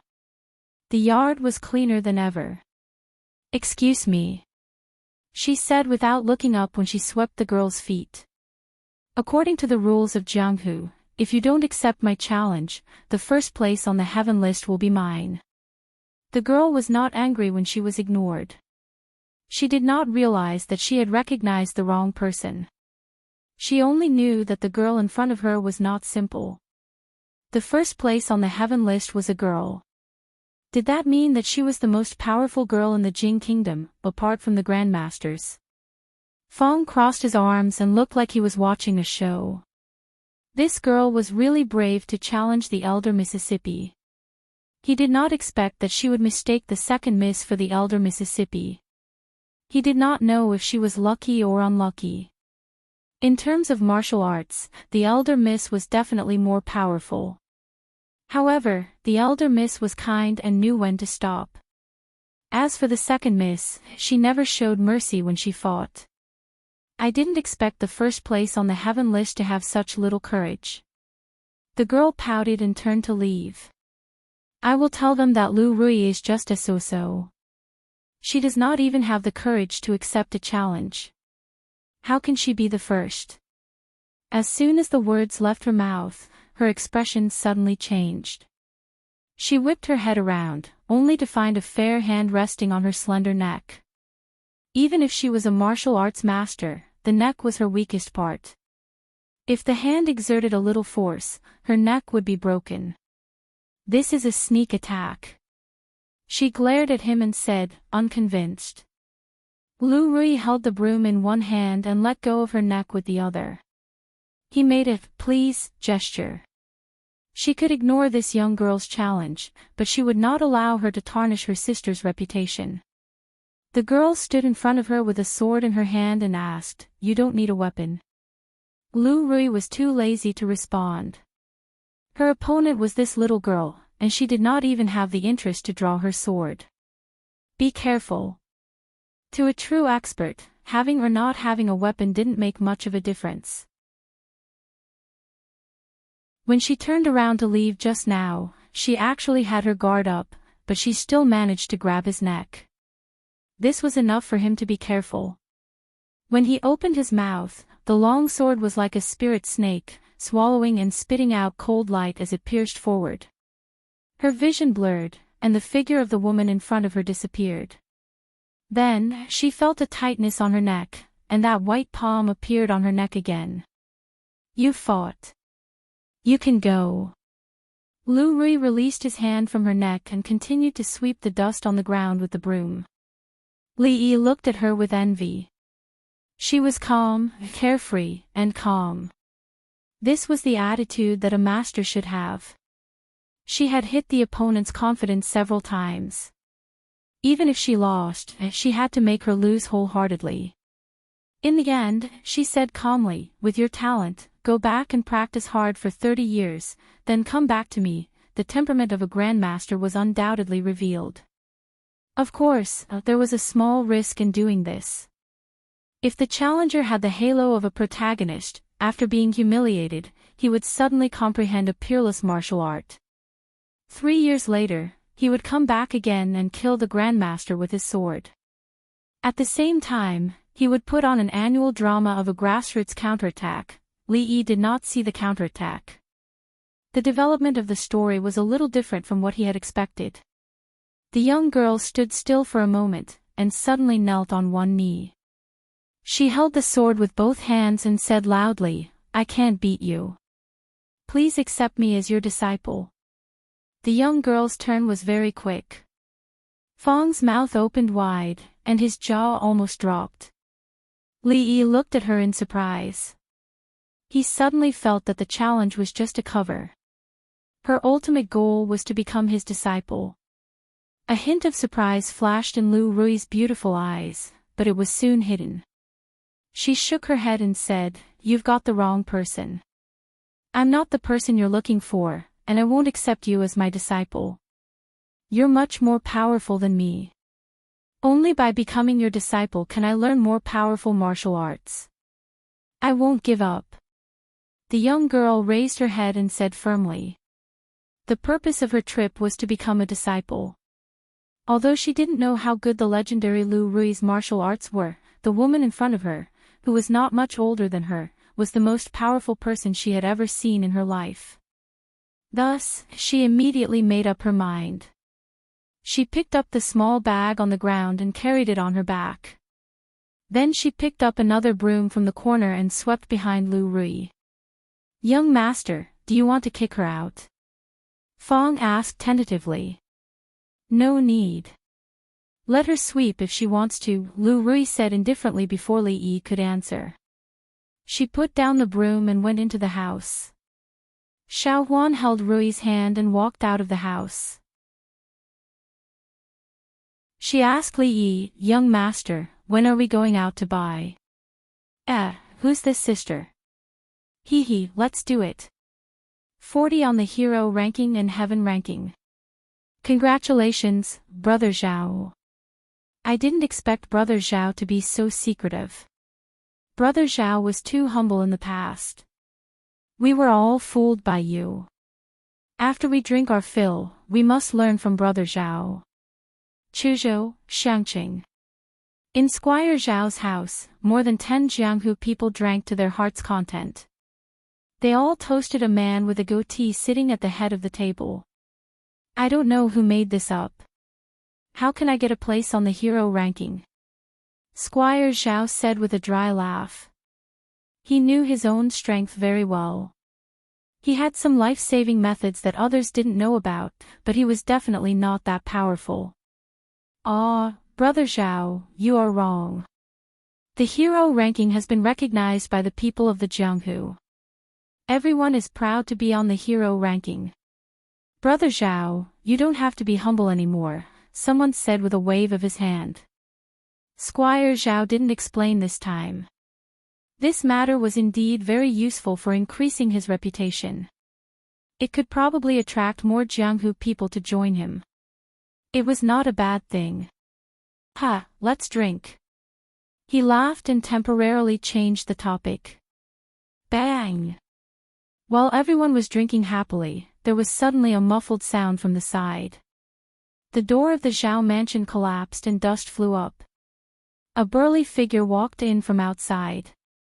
Who are you? After being stunned for a moment, someone immediately put down his wine bowl and walked over angrily. How dare he destroy the door of the Zhao mansion in front of so many people? Was he looking down on them? He walked to the side of the burly man and was about to stop him, but he was punched by the burly man. He fell to the ground and spat out a mouthful of blood. His eyes were filled with fear. Seeing this, the people around the table all stood up with murderous gazes.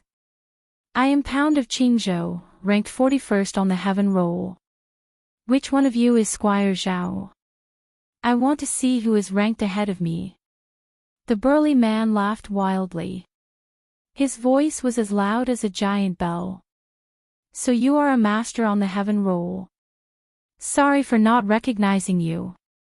A man from Qingzhou dares to challenge Chuzhou. Do you think there is no one in Chuzhou? You are only ranked 41st on the heaven roll. How can you be compared to our brother Zhao? Yes, Brother Zhao, show him your power.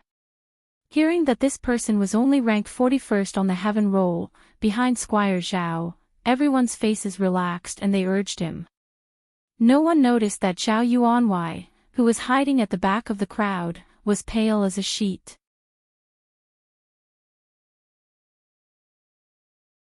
Chapter 276. A few years ago, when he could only eat one meal at a time, it was already good enough to have a bowl of porridge during Chinese New Year. Now that he was not short of money, he could not continue living like that. Shopping for Chinese New Year goods was a must. After walking around the streets, Li Yi could not carry all the things he bought with his 2 hands. "Martial uncle, let me carry it." The girl who insisted on becoming Rui's disciple hurried over and said. Unknowingly, he had grown up a generation. Li Yi enjoyed being called martial uncle, but he still shook his head to show his refusal. Although the girl seemed to want to be Rui's disciple, her master did not agree. As the martial uncle, he could not overstep his boundaries and do things for her. Mississippi Lu did not agree, nor did she chase her away. The girl simply followed them. She did not put down the sword in her hand, but the small bag on her back was left at home. Without a third hand, when they walked to another street, Li Yi could no longer carry anything in his hands. He bought a fish from the fish shop and was going to make sweet and sour fish at home. The girl took the fish from Xiao Huan at the right time and held it in her hand, then retreated to the back without saying a word. The young maidservant glanced at her. She only knew that this young lady wanted to become the second young Miss disciple, but the second young Miss had not agreed yet. It seemed a little inappropriate to let her carry things. Just as she was about to refuse, she turned her head and saw Li Yi, who was covered in things. "Young master, let me help you carry some." She hurried over to help Li Yi. After all, Xiao Huan cared for him, unlike Mississippi Lu who was carefree and only wanted to buy the things she liked, but her hands were always empty. Since he already carried a fish, he did not mind letting her carry more things.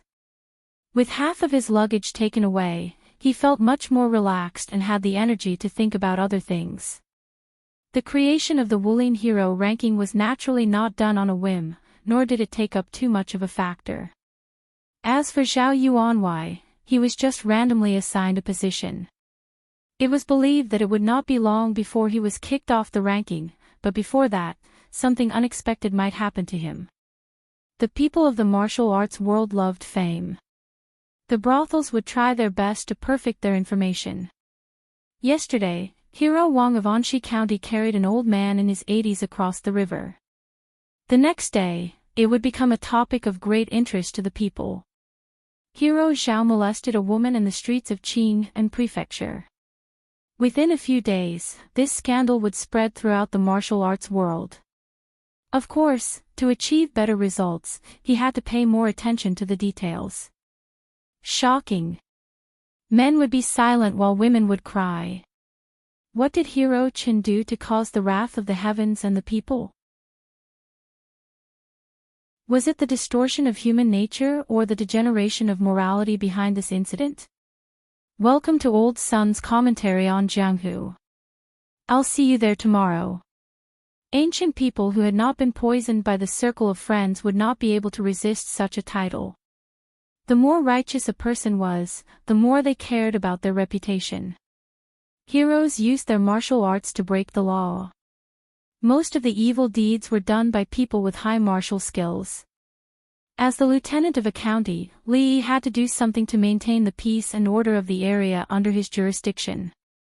Of course, this method would not work on the infamous bandits in Jianghu who did not care about their reputation. Instead, it would spread their bad reputation even further and increase their arrogance. At this time, it was necessary to bring some positive energy to the murky Wulin. Master Zhang, who was ranked 36th on the chivalrous leaderboard, broke into a bandit's lair alone and killed more than 10 bandits with his own hands. He got rid of a big scourge in Jianghu. According to the latest strength assessment, Master Zhang's ranking rose by 2 places and became 34th on the heavenly leaderboard. The Qingzhou caravan was kidnapped by bandits. Master Chen and Master Li saw injustice and wiped out the bandits. However, they were seriously injured and almost lost their lives. This kind of selfless and fearless spirit was worth learning by everyone. Master Chen and Master Li were named as the stars of Jianghu because of this. They were one of the top 10 figures in Jianghu. The leader of the caravan rewarded them with a lot of gold for saving their lives. The magistrate of Anxi County, Lord Liu, personally came to visit. Positive news like this could be publicized more. Of course, this was a very complicated and tedious job. Old Sun and the others were still in the exploration stage. Li Yi gave them sufficient funds. Seeing how important this matter was to Li Yi, Old Sun had already assigned many people to take care of this matter. Old Sun had a very big dream. He wanted to revitalize this industry so that more and more actors and actresses could eat their fill. This dream could not be realized by himself. Li Yi had now become his hope to realize this dream.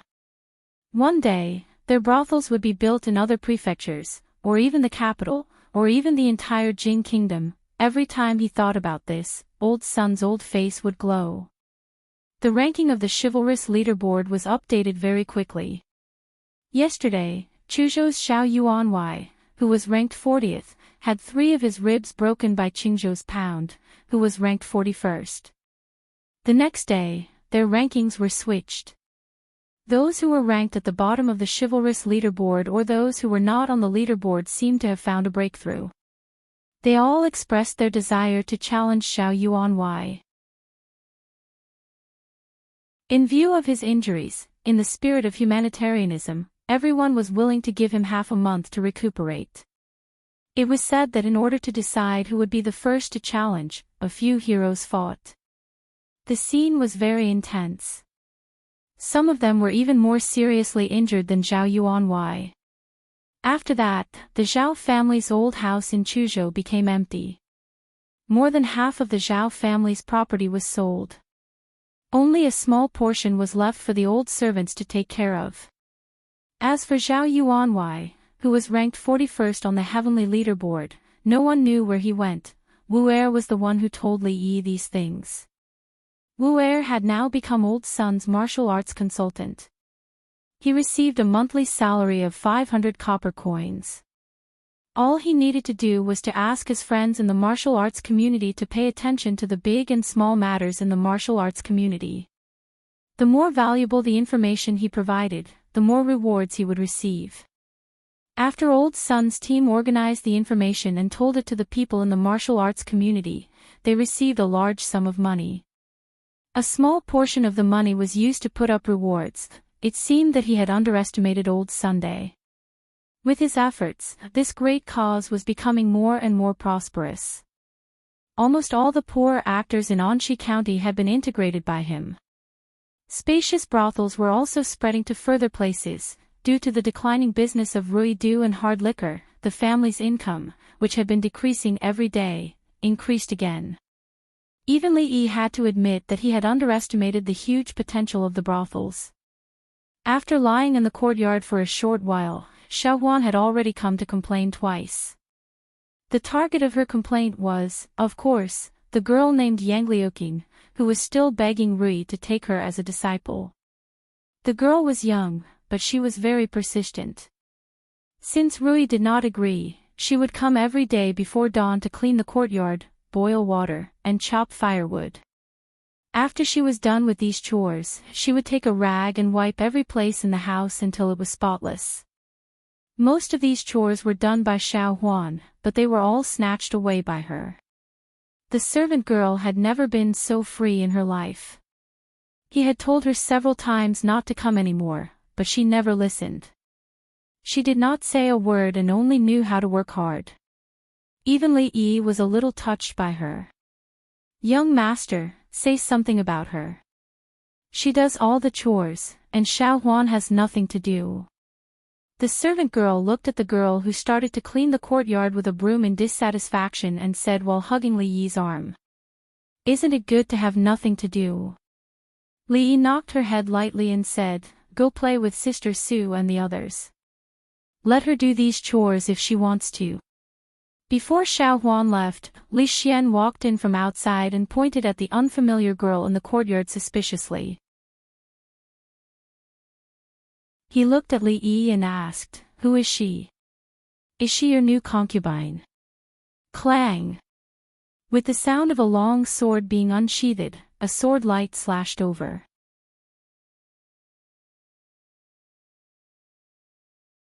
Chapter 277.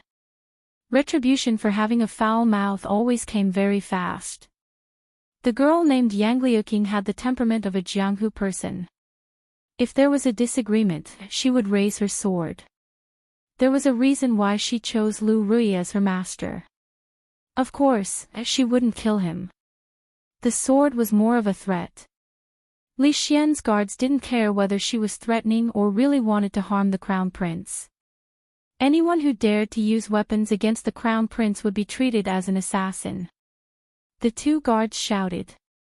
A flash of sword light flashed and collided with Yang Liuqing's sword. There was a sound of metal colliding. The girl couldn't help but take a few steps back. Li Xian's guards were all experts who were picked out of 100 or 1,000. Their strength was obviously better than Yang Liuqing's. Li Yi didn't have a clear understanding of the girl's strength. He only saw her fight with Rui. She was captured alive before she could even make one move. However, this didn't mean that she was weak. Mississippi Lu couldn't be used as a reference. Li Yi was very sure that even Li Xian's guards couldn't last one move against her. After forcing the girl to retreat, the two guards obviously didn't want to let her go. They took the opportunity to press on, as if they wanted to capture her alive. There was a sound of weapons clashing in the courtyard. Yang Liuqing had a hard time dealing with one of them. Now that there were two of them, she could only retreat. Soon, she was about to retreat into the house.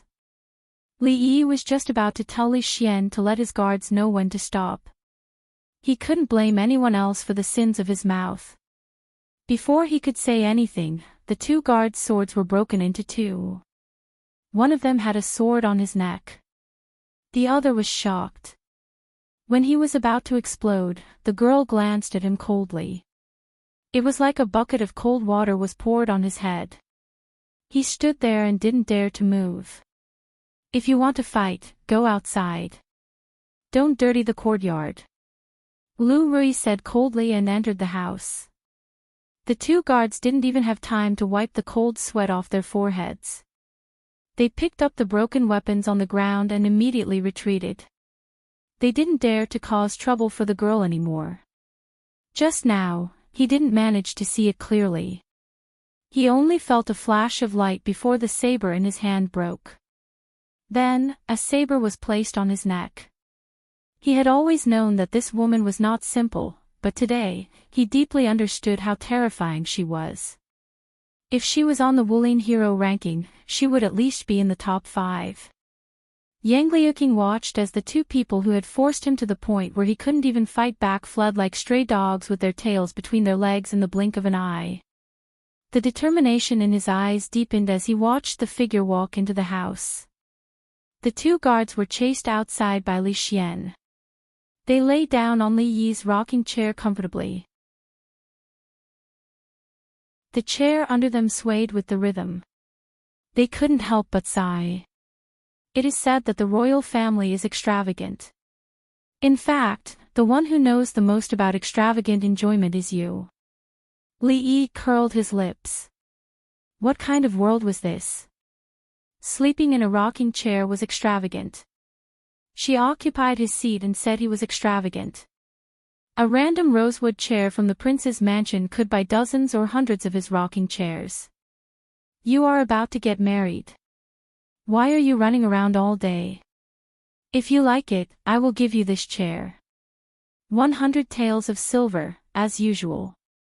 Yang Liuqing stared at Li Xian with an unfriendly gaze. The remaining guard behind Li Xian kept staring at her. After lying down for a long time, Li Yi stretched his waist and said lazily, I don't have your leisure. Surprisingly, Li Xian refused, something he rarely did. He stood up from his chair and looked at Li Yi, saying, I've been racking my brains for the past few days in the king's residence, working through the night until dawn. Finally, I've created something that can allow people to fly. What? Now it was Li Yi's turn to be shocked. It had only been a few days, and this guy had made an airplane. It was impossible. It was impossible for him to understand Bernoulli's principle, and it was impossible for him to know anything about aerodynamics. Unless he was God, no one could build a plane by throwing stones and leaves from the roof, let alone in this age of ignorance. Even the most primitive and simple airplane was impossible. The Wright brothers invented the first real airplane, which only appeared at the beginning of the 20th century. Compared with most of the ancient people, Li Xian was very smart, but it was impossible for him to make something that was 1,000 years ahead of time. Soon, Li Yi saw Li Xian's airplane. It turned out that the thing that could let people fly was a huge kite made of cloth. A guard of the prince's mansion ran a few times, grabbed the kite, and jumped down from the roof of the 2-story attic. After gliding in the air for more than 10 meters, he landed steadily on the ground. Li Yi blushed because he almost believed Li Xian's words. This was the thing that he made after thinking hard and staying up all night. It was just a big kite. Even if a pig was tied to it, as long as the angle was good, it would be able to glide in the air for a certain distance. The guards would be fine even if they directly jumped down from the 2-story building. They were used to going up and down, so this height was nothing to them. I think that if they jumped off the cliff, they might be able to fly even further. In the past, you said that people could fly in the sky with the help of external forces. I didn't really believe it, but now I believe it. Li Xian's expression was somewhat proud, as if he had done something very great. Hearing his words, the face of the guard who fell down from the roof turned pale. If they jumped down from the 2-story attic, they would only sprain their ankles at most. If they jumped down from the cliff, they might lose their lives. Li Yi was a bit dispirited. He had completely lost interest in Li Xian's big kite. Even if Li Xian made a glider, he might be a bit happy, but it was better than this thing without any technical content. You'd better not let them jump down from the cliff. Your guards are good at fighting skills. If one of them dies, there will be one less guard. It's not worthwhile. Don't tinker with the kite anymore. When you're free, you should study the sky-praying lantern. It's much more useful than making another big kite. Li Xian's guard looked at Li Yi as if he was looking at a savior. When His Royal Highness asked him to jump down from the cliff with the kite, he had even written his will. He tried to steal a native dog from the neighboring village and tie it to the kite. As a result, the moment he let go of the kite fell down. That dog was really miserable. If it was him, he might not be any better than that animal. However, dog meat was really delicious. He swore that it was the most delicious meat he had ever eaten in his life. Even His Royal Highness the Crown Prince was full of praises for it. Since then, the number of dogs in the prefectural city had been especially serious. Sky-praying lantern. Li Xian's attention was diverted. He rubbed his chin and started to think about what Li Yi meant. The image of the sky-praying lantern rising into the sky appeared in his mind. Li Xian was stunned, and his eyes suddenly lit up. While he was immersed in his own world, Li Yi planned to go home for dinner. A while ago, Li Xian was still having a headache about his marriage. These few days, he was in the mood to hide at home and make plans. It seemed like he had completely accepted his fate. An arranged marriage was not acceptable. From the looks of it, he seemed to be planning to dedicate his life to science. After a short moment of silence for his future wife, he could see his own house. A figure was pacing back and forth at the entrance of the house.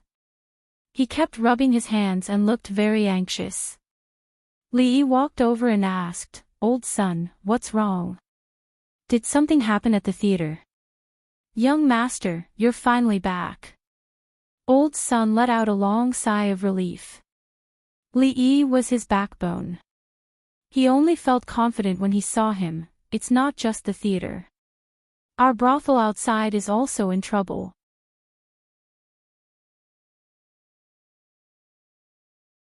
Chapter 278. I heard that there is a new play in the brothel outside the city. It's called A Chinese Ghost Story. It's better than The Painted Skin. Do you want to watch it together? I've seen it a long time ago. The theater in the city opened 2 days ago. It's a little slower outside the city. This time, I came to listen to old Zhao talk about Wulin.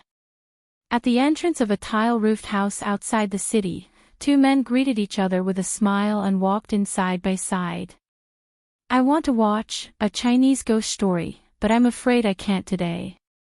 I just came from there. The brothel is closed today.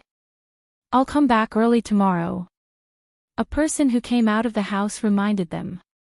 It's closed. Why? What's wrong with those people? They don't want to earn money. People who like to watch plays and listen to songs inside and outside the prefectural city were surprised to find that the recently built brothels were all closed today. Those who wanted to watch new plays and listen to Wulin stories suddenly had nowhere to go. They could only go back home after cursing for a while. In the city, the well-received Chongping Street Theater also hung up a sign that it was closed today, making countless people leave in disappointment. At this time, in the theater, a few managers of the brothels outside the city gathered there, frowning. Miss Wan, we can't just close like this. These days, A Chinese Ghost Story is very popular. If we don't open for a day, we will lose 5 strings of coins. A gray-haired old man said with a sad face. As soon as the old man finished speaking, everyone's eyes were on the only woman present. On the surface, it was old Sun who was in charge, but they all knew that Miss Wan was actually the one who had the most say when it came to big things.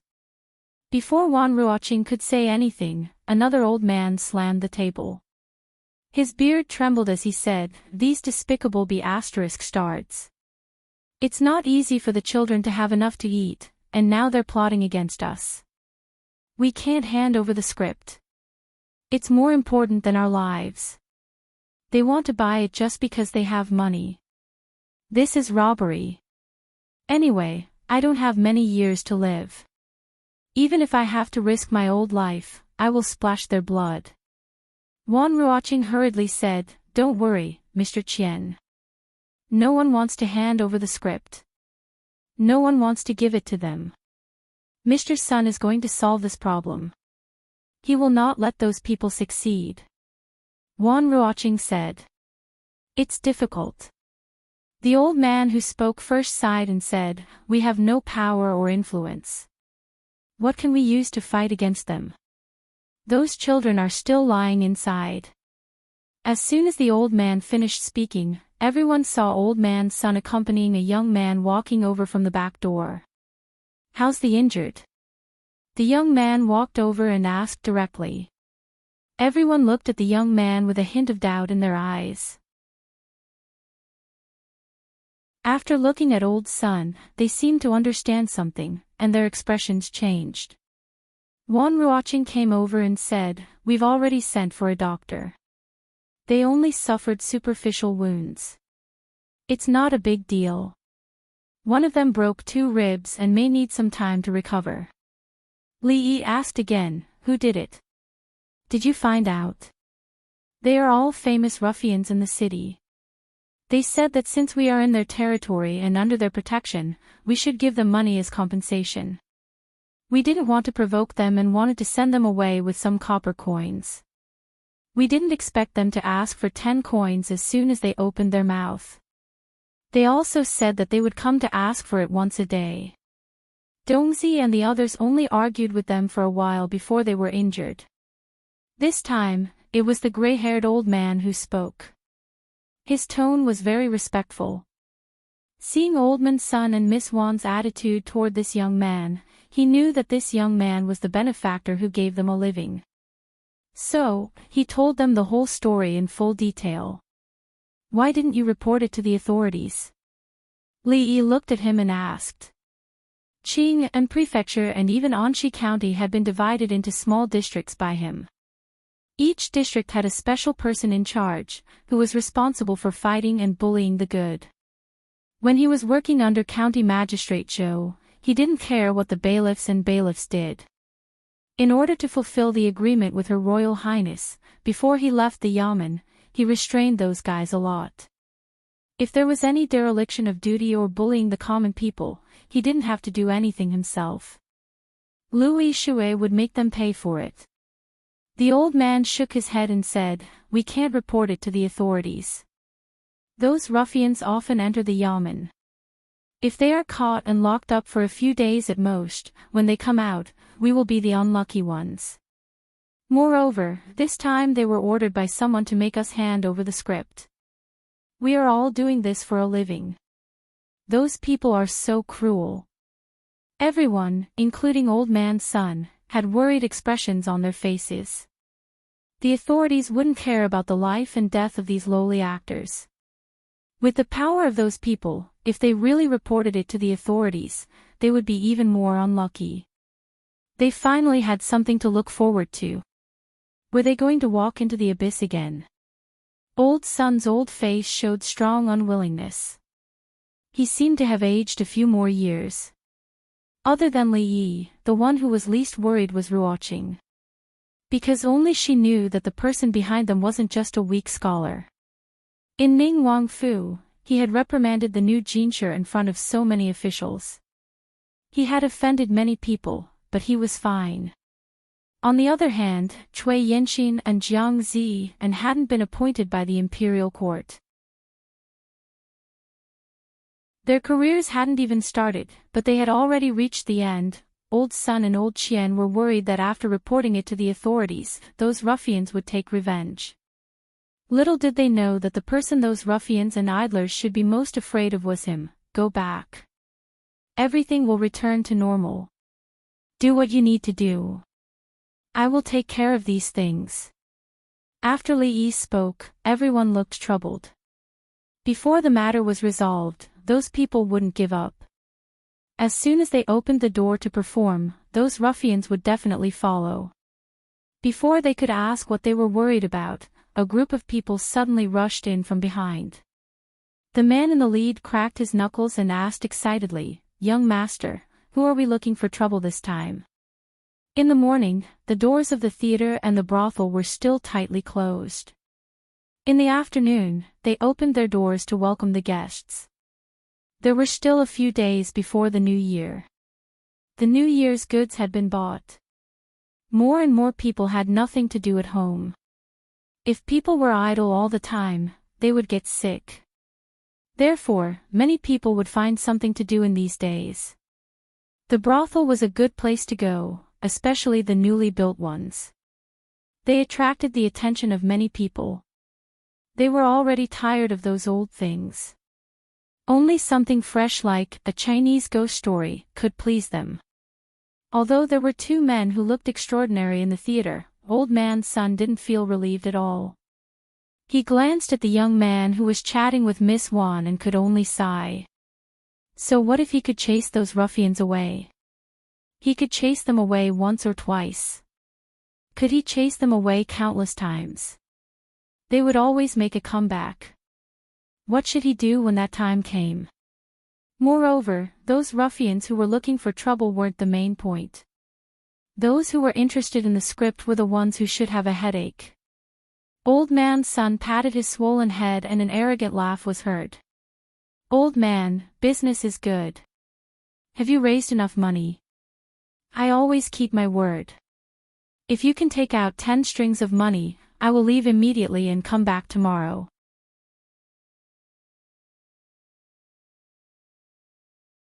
Chapter 279. Accompanied by a burst of laughter, a few figures filed in from outside the door. The leader was a large man with a knife scar on his face. He wore a thin shirt in the middle of winter, exposing a large portion of his chest. The black hair covering his heart was almost growing to his neck. The other people also looked quite fierce. They were all ruffians and bullies on this street. There weren't many people who didn't know them. Although they had quieted down a bit because of the government, the fear that had accumulated in their hearts for a long time could not be dispelled in a short period of time. Because they had been disturbed from watching the play, a few spectators wanted to stand up and throw out the people who didn't open their eyes. But when they saw the situation at the door, they immediately sat back down and focused on watching the play, no longer daring to care about what was happening over there. If they provoked those ruffians, they wouldn't be able to live in peace in the future. This is Qing and Prefectural City. We have to abide by the law. We don't have 10 strings of coins. If you continue to be so aggressive, don't blame us for reporting it to the government. Old Sun looked at the two men walking over from the corner and felt a bit more at ease. He looked directly at the knife-scarred man and said this. "Oh, brothers, did I hear wrong?" The knife-scarred man heard this and was stunned for a moment. Then he laughed loudly and said, "Old man, you dare to talk about the law with us? On this street, I am the law." The ruffians behind him roared with laughter. The nobleman who gave them this task originally had connections with the government. Why would he be afraid of things like the law? They had already arranged everything. Even if they were arrested and sent to the county government, they would have a way to get out. The knife-scarred man pulled out a stool and blocked the door. He crossed his legs and looked at Old Sunday. He said, "It seems that you don't care about what I said. I will say it here today. 10 strings of coins, not a copper coin less. Otherwise, I will smash your broken theater." Smash the theater. Is this how you smash it? A voice suddenly came from the side. Before the knife-scarred man could react, a long stool flew from the side and hit him squarely in the face. A few bloody teeth flew out of his mouth. The knife-scarred man was sent flying. His face was covered in blood and he lay on the ground motionless. "Oh, it's an acquaintance." Fong clapped his hands and walked over. When he saw the knife-scarred man lying on the ground, he was also stunned. Although his face was covered in blood, that iconic scar indicated his identity. A few months ago, wasn't this the guy who wanted to of the son-in-law's money and was caught and beaten up by them? Kill. Seeing their boss fall to the ground after the stool, of blood was seen. Every year, during the Qingming festival, they would clear the weeds on his grave. They were hoodlums, not fugitives. They could extort a few copper coins in exchange for wine money, tease innocent women on the streets, and take advantage of them. But when it came to murder and arson, they would never do it even if they were beaten to death. This was a matter of principle. He once had a few hoodlum brothers who had no principles. They did not behave like hoodlums and accidentally killed someone. Now, the grass on his grave was 3 feet high. Every year during the Qingming festival, they would loosen the soil and weed out the grass on his grave. This. Old man Sun's face turned green, and his lips were trembling. Teaching these thugs a lesson was not a big deal. How did it lead to the death of a person? This. Old man Sun's face turned green, and his lips were trembling. Teaching these thugs a lesson was nothing. How did it lead to the death of a person? The death of a person was a big matter, and the audience in the theater were also in a panic. One after another, they stood up from their seats. "Don't worry, he won't die." Fong patted Old Man Sun's shoulder and said indifferently. He knew very well what he did. At most, this guy's nose bridge was broken, and a few teeth were lost. It was not that serious. "Big brother, you died so miserably." A young man knelt on the ground with a plop, and before his tears could fall, he received a heavy kick in the chest. "This daddy is not dead yet." The knife-scarred man crawled up from the ground. In this life, he may not have experienced big wind and waves, but small wind and waves had never stopped. The scar on his face was left from when he fought with others. A mere stool was not enough to take his life. "What are you still doing? Beat him up, beat him hard. Today, this daddy will break his 2 legs." Blood flowed down from his forehead, and his eyes were blurred. He didn't recognize any acquaintances. He just wanted to break the legs of the guy who had just ambushed him, and the matter of the 10 coins was temporarily thrown to the back of his mind. Seeing that his big brother was not dead, the young man who was kicked immediately got up from the ground, rubbed his chest, and said loudly, "Didn't you hear what Big Brother said? Break their dog legs." As soon as the word "dog legs" came out, half of his teeth were gone. Fong slapped the young man's mouth, and he flew out with his teeth. Just like the knife-scarred man just now, he lay on the ground without moving. The knife-scarred man wiped the blood from his eyes, and finally saw the man standing in front of him. The fierce expression on his face disappeared, and his whole body could not help but tremble. He would never forget that vicious beating for the rest of his life. Every night, he would dream about that face and still have some lingering fear. Those people were all monsters, even more barbaric than wild beasts. If it was possible, he would never want to meet them in his life. Unfortunately, the heavens did not give them good luck. In the moment he was stunned, the brothers he brought all fell to the ground and could not get up. This was such a familiar scene. The brothers with the best skills did not have the strength to fight back against these two monsters. They blocked a punch, and the next moment, they were kicked to the ground.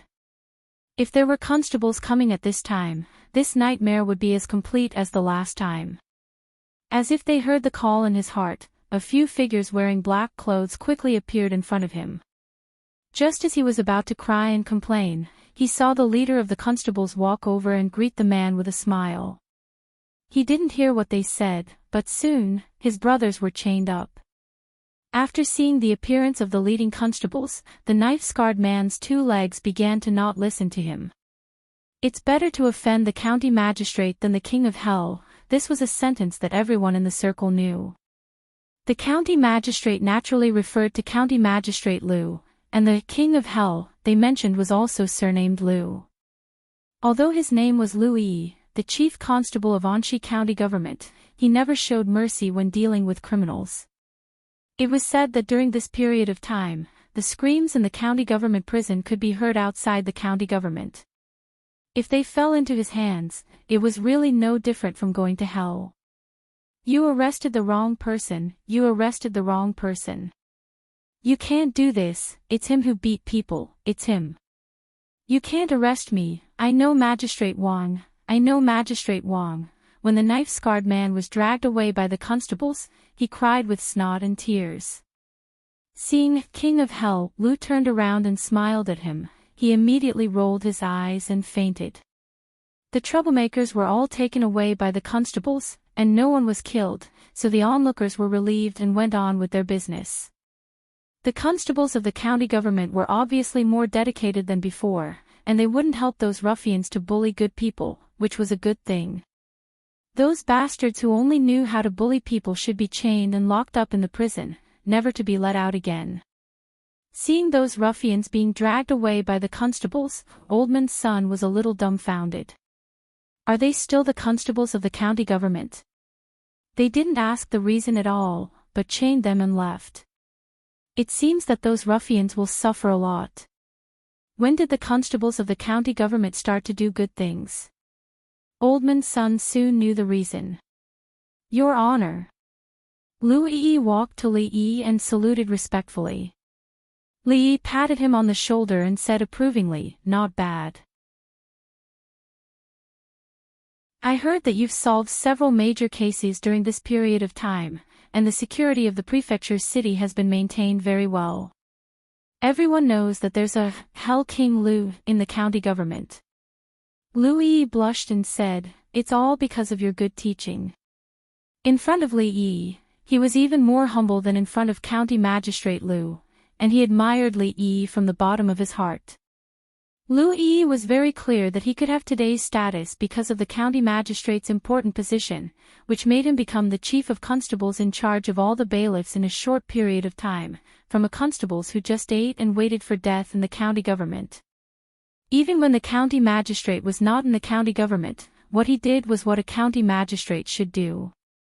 Even the constables of the county government would sometimes ask him to go over when they encountered difficult cases. The county magistrate's kindness of enlightening him, and the appreciation of him, there was nothing he could do except to earnestly perform the task assigned by the county magistrate. Listening to the conversation between the constables and late Oldman's son found a stool and sat down, his legs and stomach trembling. County magistrate, it turned out that Lee was the county magistrate. No wonder Miss Wan didn't worry about those ruffians from the beginning. It turned out that she had known about it. Oldman's son didn't complain about Wan watching. The less they knew about the affairs of the big shots, the better. At this time, he didn't worry at all in his heart. From now on, they also had a backer behind them. Presumably, those guys who went to the brothels outside the city to look for trouble were all chained up with iron chains like dogs, right? Are your dog eyes blind to bully the county magistrate? If they don't lose a layer of skin this time, I will write the word son upside down. And those greedy guys who stretched their hands too far would be chopped off. No way, did you really give them 10 strings of coins? When Oldman's son cursed in his heart, a surprised voice came from the door. He turned his head and saw a man in luxurious clothes coming in. The man looked around the theater a few times, clicked his tongue, and said, I really didn't expect that such a shabby place could actually collect so much money. Leader Wu, this thing was done by you, right? Oldman's son's anger was aroused again, and he looked at the man and said, What thing? The man in luxurious clothes sat opposite to Oldman's son and said with a smile, I just heard that Old Son's theater earns a lot of money every day, and those ruffians deserve more protection and money. I just didn't expect that. I still underestimated Old Son's ability. A straightforward person doesn't resort to insinuations. It's boring to be a coward.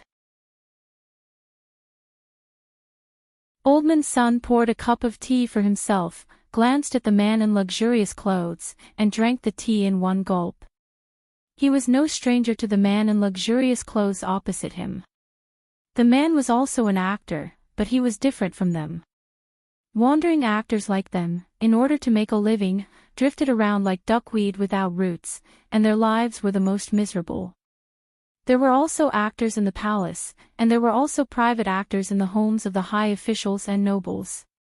Although these people didn't have much freedom, their lives were much better than theirs.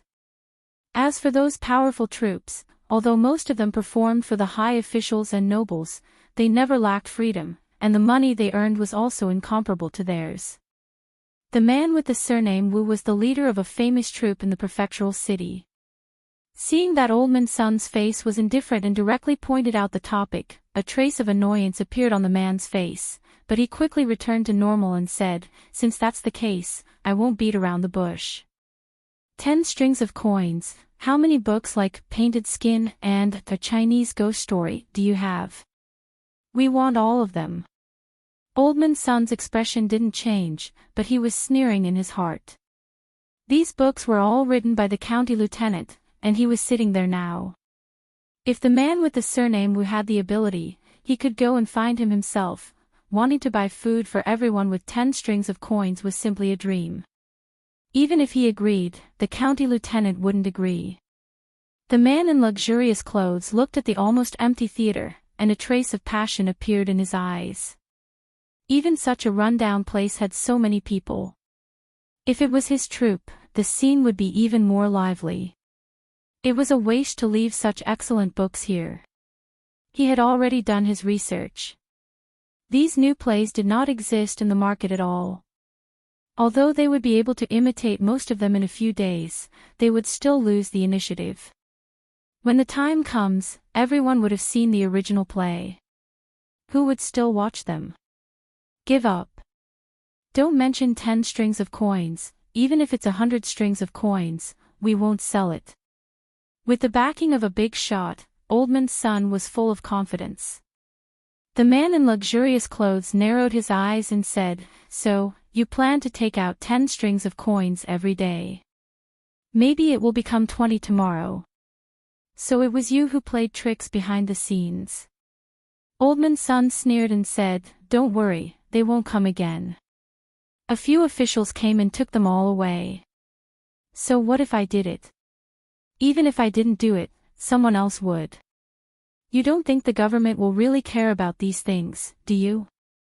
The man in luxurious clothes looked at him mockingly and said, "You refuse a toast only to be forced to drink a forfeit.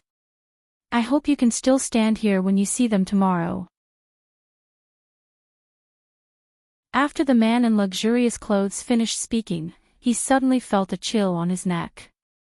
An iron chain was hung on his neck. The constable locked the chain and said lightly, "Since it was done by you, it's easy. Come with me." Louis's words were cold, without a trace of emotion.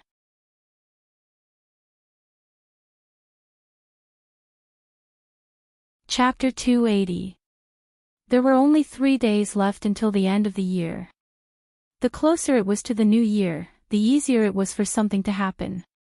The commoners in the prefectural city had already seen several groups of people with iron chains around their necks. They were all arrested and about to be dragged away. They were all familiar faces. Many people clapped their hands in glee when they saw hoodlums who did not do their jobs all day long being locked up in jail. This time, the other hoodlums in the city immediately calmed down. They obediently stayed at home and did not dare to wander around. Dao Ba and the others were all taken away. It was said that it was an order from King of Hell Lu. Dao Ba would be severely punished even if he did not die this time. It was better for them to behave themselves. Who knew if the iron chains would suddenly wrap around their necks? A theatrical troupe in the city suddenly closed its doors. The other troupes followed suit one after another. Only the theaters in the city and the brothels outside the city were still bustling with business. There was an endless stream of spectators. One group after another came and went. Everyone, including Old Sun, felt reassured when they saw the hoodlums who caused trouble being taken away by the officials. Now, even if they were to open brothels all over Anxi County, they would not encounter any obstacles. Who would have thought that the young man standing behind them was the county magistrate? Which hoodlum would dare to be reckless? Li Yi only asked the constables in charge of this street to pay more attention to this place. From today onwards, Old Sun and the others would most likely not encounter any obstacles. Perhaps it was because it was the new year. They did not see the young girl who had become their disciple these few days. Recently, it was a busy time for the women and children.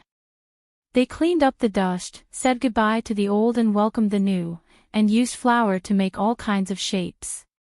On the 30th day of the new year, the residence was already decorated with lanterns and colored banners. Regardless of ancient times or modern times, the new year was the most important festival of the year. On the night of the new year, the family could gather together for a reunion dinner. This meant that the family would still have a surplus at the end of the year. It was the happiest and most satisfying thing. Today was a special day. The streets in the city were not very lively. The shops were only open for half a day. When the sky turned dark, everyone returned home to prepare a sumptuous New Year's Eve dinner. After closing the door of the residence, the inside became a world of its own. For the naughty children, today was the happiest day of their lives. As long as they didn't cause too much trouble, their parents chose to turn a blind eye. After nightfall, a bonfire was lit in the outer residence. The naughty children kept throwing bamboo into the fire, listening to the crackling sounds of the bamboo. They competed to see who threw the bamboo into the fire with the loudest sound. This was the most traditional, firecrackers. As for the nice-looking fireworks, they were too expensive. His parents could not bear to buy them. They could only watch as white light shot out from other courtyards explode in the sky. Every sound would cause the naughty children to scream. Li Yi didn't have time to watch the fireworks.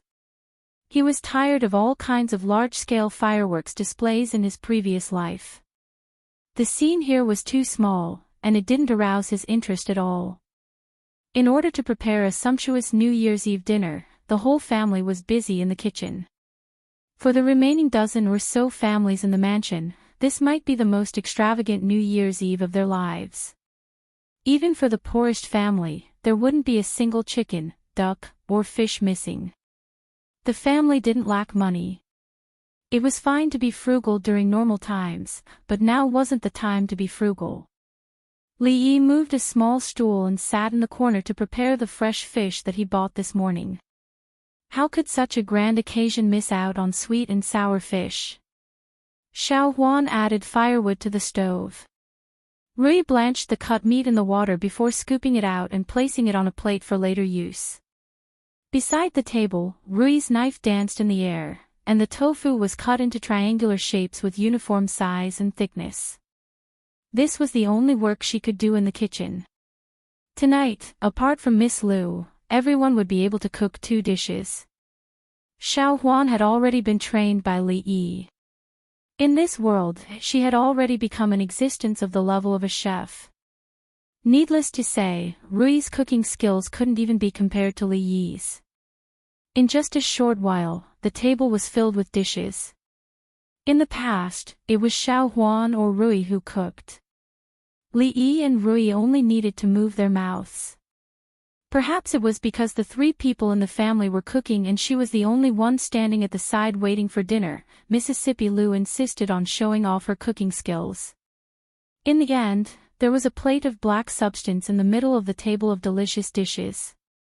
Li Yi found it hard to imagine that the black substance was Lu Rui's fried chicken chops.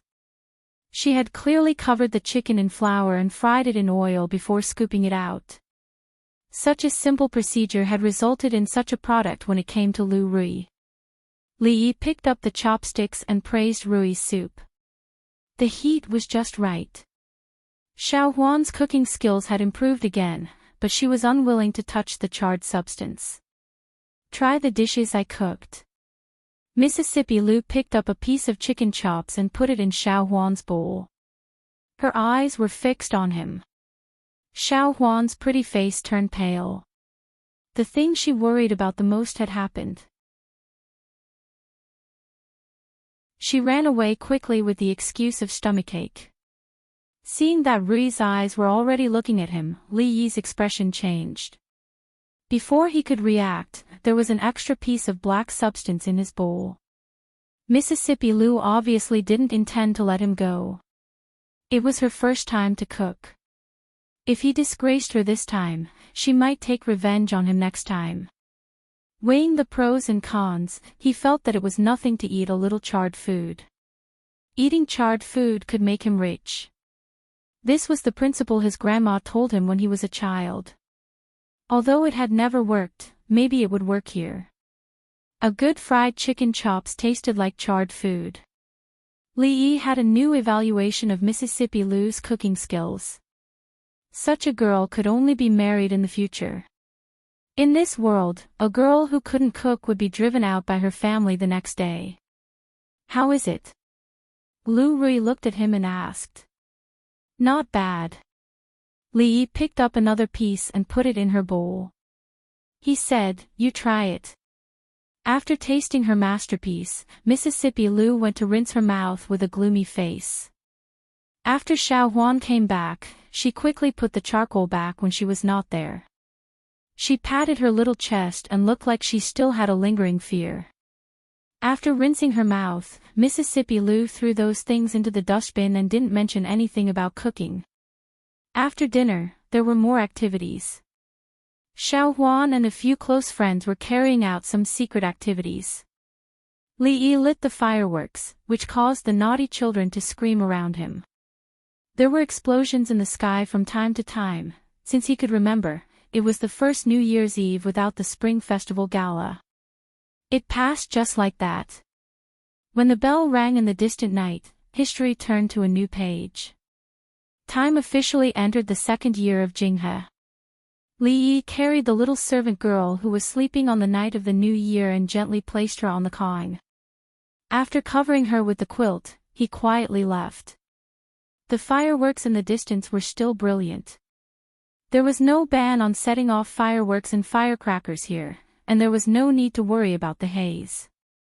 Li Yi stood under the porch and looked at the night sky in the distance. He didn't look away for a long time. The last time he saw something like this, it wasn't this guy. A long robe was draped over his body. Li Yi retracted his gaze. When he turned around, he embraced the woman in front of him. Under her slightly startled gaze, he held her hand and led her into the room.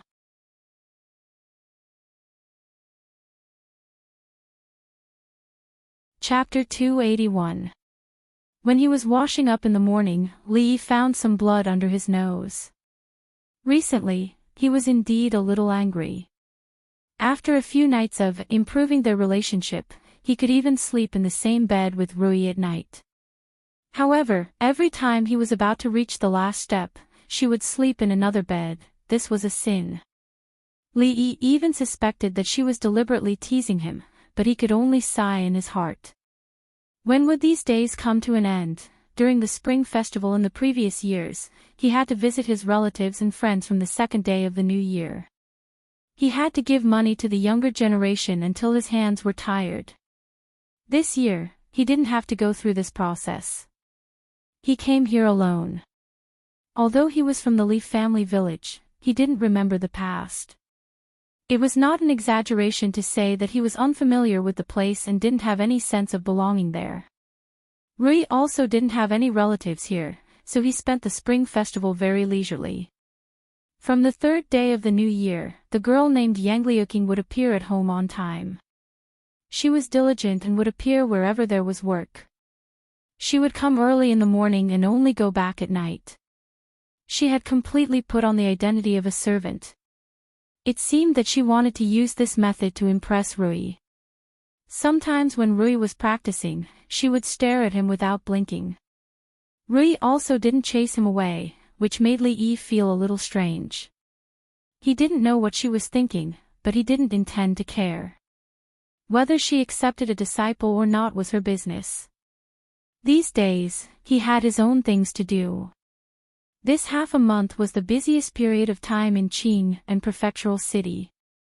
All officials, big and small, could not take a break. As the county magistrate, maintaining the security of the city was his main responsibility. The frequency of patrols on the streets had obviously increased. Every day, they would deal with a few small cases. Fortunately, there were no major murders. With Lu Yi around, his subordinates could handle everything. When there was nothing to do, Li Yi would drink tea and read books in the county government office. It was extremely worry-free for the county lieutenant to do this. Dinyo had been walking back and forth in front of Li Yi for a while, which annoyed Li Yi. Since he could get out of bed after his wounds got better, he ran to the government office to report. In addition to going to the brothel, he was also honest. However, no matter how honest he was, Li Yi wouldn't allow him to keep walking in front of him. He put down the book, patted the table and said, "If you want to walk, go outside. Arrestor Lu needs people. If you have nothing to do, go and help him." Dinyo finally stopped and said with a bitter expression, "Sir, Arrestor Lu and a few brothers have been trying to catch that thief for a few days already, but they haven't even seen his shadow. Every night, there are big houses being robbed, so that thief is probably not easy to catch." Seeing that the teacup in front of Li Yi was empty, he hurriedly ran over and filled it for him. He said with a flattering face, "I'd better stay in the county government office. I can still help Milord pour a cup of tea." After spending so much time together, Dinyo had already figured out the county lieutenant's temperament. Magistrate Li was not like the previous county lieutenant Zhou, who always had a stern face and often scolded them. The current county lieutenant was not only more capable than the one surnamed Zhou, but he was also very approachable. Even if he saw them slacking off, he would at most give them a kick in the butt. Last time, Milord Li took the knockout drug from him and gave him a lot of money as compensation.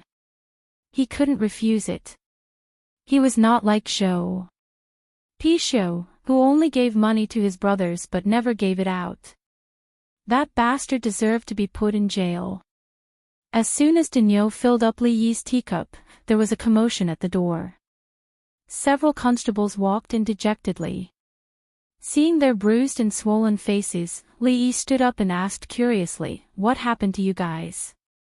How did you end up like this?" Although constables didn't even have a rank in the county government office, for ordinary people, they were considered half an official. Beating up a constable was a much more serious crime than assaulting a police officer in the future. Not only could they enjoy a free tour of the county prison for a few days, but they could also be given a free beating. It was really worth it. "Milord, that female cab burglar was really powerful. We had already caught her by following the clues, but who knew that she was so good at kung fu? She accidentally escaped," one of the constables said gloomily. Not only did they fail to catch a thief, they were beaten up by a thief. Moreover, it was a female thief. It made them feel a little embarrassed. "Where's Louis?" Li Yi asked. "Constable Liu asked us to come back and call a few more brothers. He had already confirmed the female thief's residence." The constable clenched his fist and said with hatred. Listening to his description, the female cab burglar should be skilled in kung fu. He was afraid that they, who were just dabblers, would not be able to deal with her. The possibility of them being beaten up was higher. His subordinates were beaten up. Li Yi also felt embarrassed. Today, Fang's wife brought Juzi back to her parents' home to see her mother-in-law. Fang was idle at home, so he brought him along to suppress the situation. This task obviously made Fang interested. He looked down on the constable's fighting power and strongly recommended Liu Yi to be the constable. If he became the constable, he guaranteed that the constables in the yamen would not be beaten up like this again. Liu Yi pretended that he didn't hear Fang's words. The position of the constable wasn't something that could be done with a fist. It needed to be done with a brain. He was too lazy to deal with those who only knew how to use brute force. He cupped his fists and said to Li Yi, "Although that female cab burglar comes and goes without a trace, there are always times when she is careless. I investigated a few pawn shops in the city and found that there were a few items that were being traded. They were the items that the rich families had lost. That female thief is also smart. She pawned at a different pawn shop every time. A few of my brothers waited for her for 2 days and finally found her. However, the thief's skills were very good, so we suffered a loss. However, this subordinate has already tracked down her residence." Liu Yi brought a few constables and led the way in front. Li Yi and Fang followed behind. With Fang around, Li Yi didn't plan to join in the fun. He just wanted to see what the female cab burglar looked like. Taking advantage of the dark and windy night, leaping onto roofs and vaulting over walls, robbing rich families, robbing the rich to give to the poor. This was the standard routine of chivalrous men in wuxia novels. The person in front of them might be such a chivalrous woman. As for Li Yi himself, in the novels, he was a villain who only knew how to plunder the people's wealth and went against chivalrous men. His ending was usually not very good. As the few of them walked and entered the northern area of the city, the houses were obviously low and dilapidated. Li Yi remembered that Dania's family lived here. "Sir, it's here." Liu Yi pointed at a dilapidated courtyard in front of them and said softly. A brother in plain clothes followed her from afar and saw her enter this courtyard. Li Yi waved his hand, and 2 constables kicked open the door. The constables immediately rushed in, unsheathed their weapons, and looked at the courtyard vigilantly. After all, she had suffered a great loss at the hands of the female cab burglar. No one would look down on her just because she was a woman. In the courtyard, more than 10 children were gathered together, holding buns in their hands and chewing on them.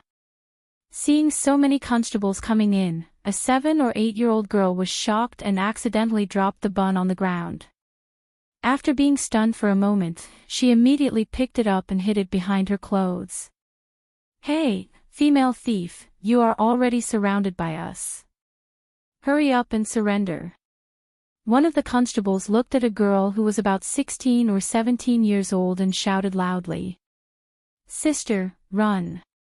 Seeing that the constables had barged in with knives, a boy's face changed and he shouted loudly. A few boys immediately ran out from the crowd.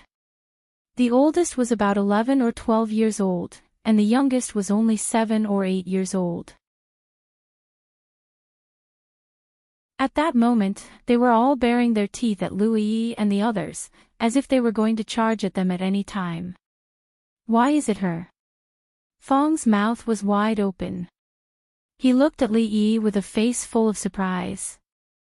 Seeing that the children had fierce expressions and were staring at Louis and the others, Li Yi realized that he had actually guessed correctly.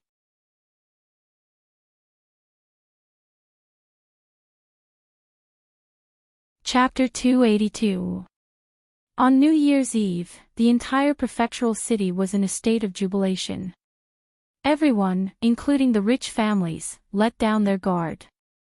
Perhaps even the thieves wouldn't want to steal at this time. The heroine who robbed the rich to help the poor took this opportunity to climb over the high walls and steal the people's belongings.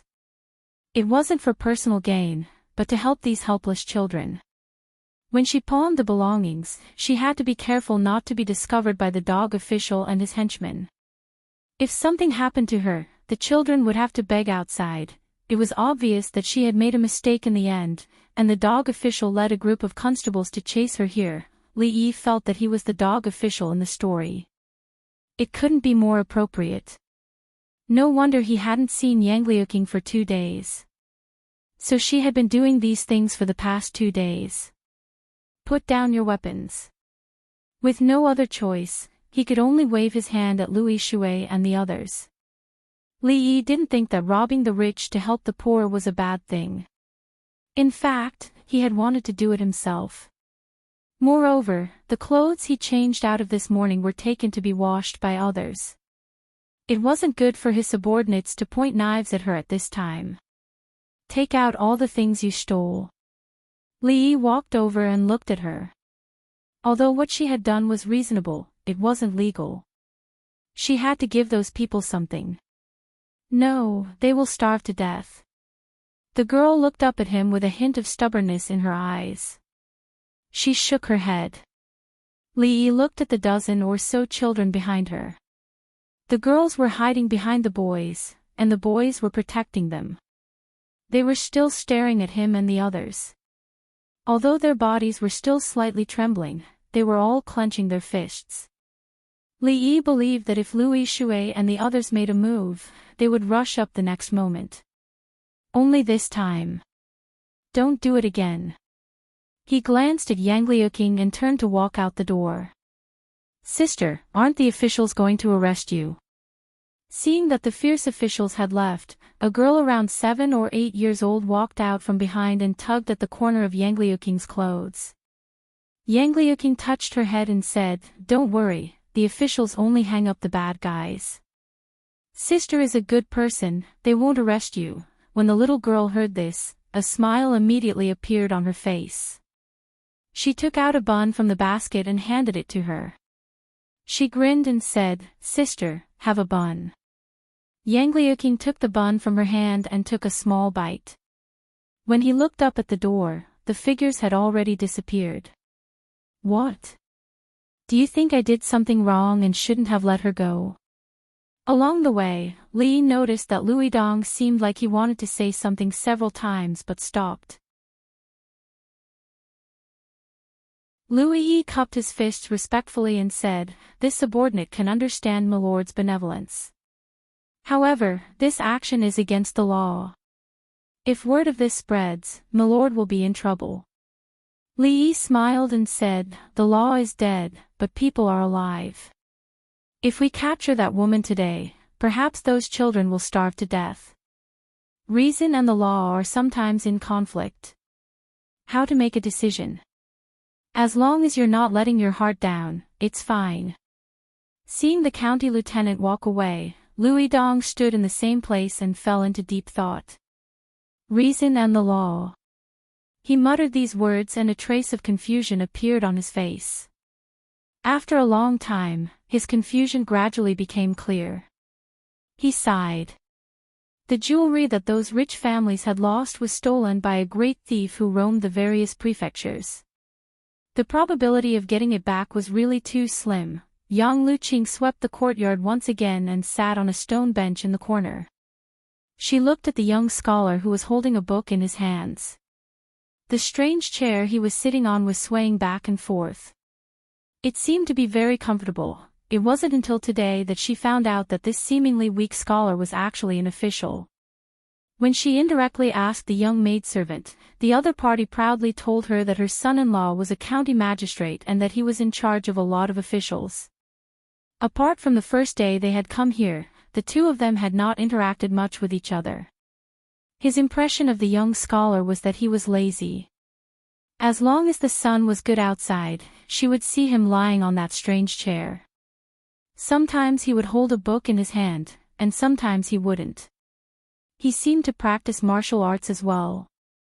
He would practice for at least 2 hours a day, but she didn't know which martial arts he learned.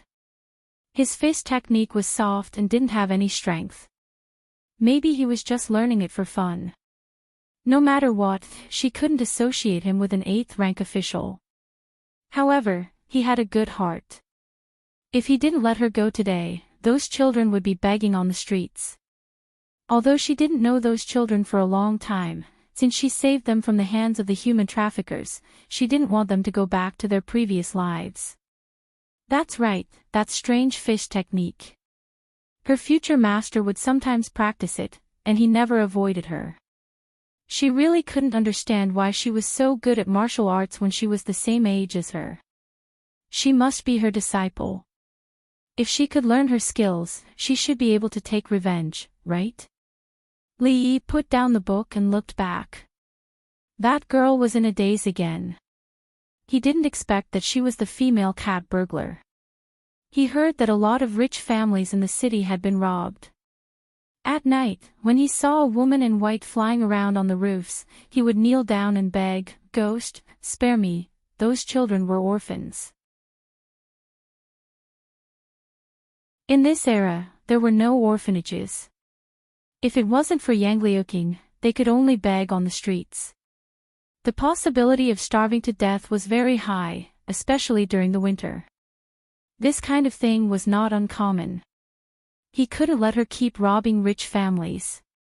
There would be a day when she would be exposed. If he could find some work for them so that they could support themselves, it would be considered a good deed. When the sky gradually darkened, another day had passed. Yang Liuqing came out of the big house. When he was thinking about the 2 moves that he learned today, he heard footsteps behind him. "Master." She turned her head. When she saw the young scholar, she hurriedly bowed. Li Yi waved his hand and said, "After buying a place for them to live, there's not much left. If we use it sparingly, it should last for a month. If they are willing, we can let a few older people work in the theater, such as assistants. You know the theater, right? Cleaning the tables and sweeping the floor, doing some light work. They should be able to support themselves. If they are willing, they can let a few of the older ones work in the theater as assistants. You know the theater, right? Cleaning the tables, sweeping the floor, and doing some light work. They should be able to support themselves." Li Yi nodded. "Chongping Street Theater. Just say that it's my idea. They will help you arrange it." Li Yi nodded. "Chongping Street Theater. Just say that it's my idea. They will help you arrange it." Joy appeared on Yang Liuqing's face. When he was about to thank him, several figures came over. Li Yi planned to go home and hide for a while. He didn't know how far Li Xian's airplane research had progressed, and whether he had used the Kongming lantern to take the dog into the sky. Based on the current conditions, without the right materials, the hot air balloon thing couldn't be realized. Even if he asked him, it would be useless. "I'm leaving." Unexpectedly, Li Xian didn't come to ask him how to fly into the sky. Instead, he went straight to the point, with a dispirited look on his face. Li Yi's expression changed slightly, and he hurriedly said, isn't it just marrying a woman I've never seen? It's nothing. It's all the same even if she's covered with a blanket. Besides, you said that the woman is an outstanding beauty. No matter how you look at it, it won't be a loss. Don't take things too hard, it's not because of this matter. Li Yi's expression changed again. Could it be that you have an incurable disease? This is a bit troublesome, but don't give up. You are the son of King Ning. What kind of famous doctor can't you find? Don't give up treatment. I'm going to the capital. Li Xian said with a long sigh. Li patted his chest and glanced at him.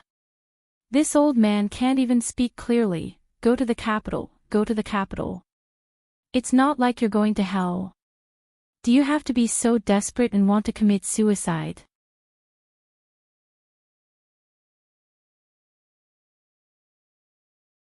Chapter 283.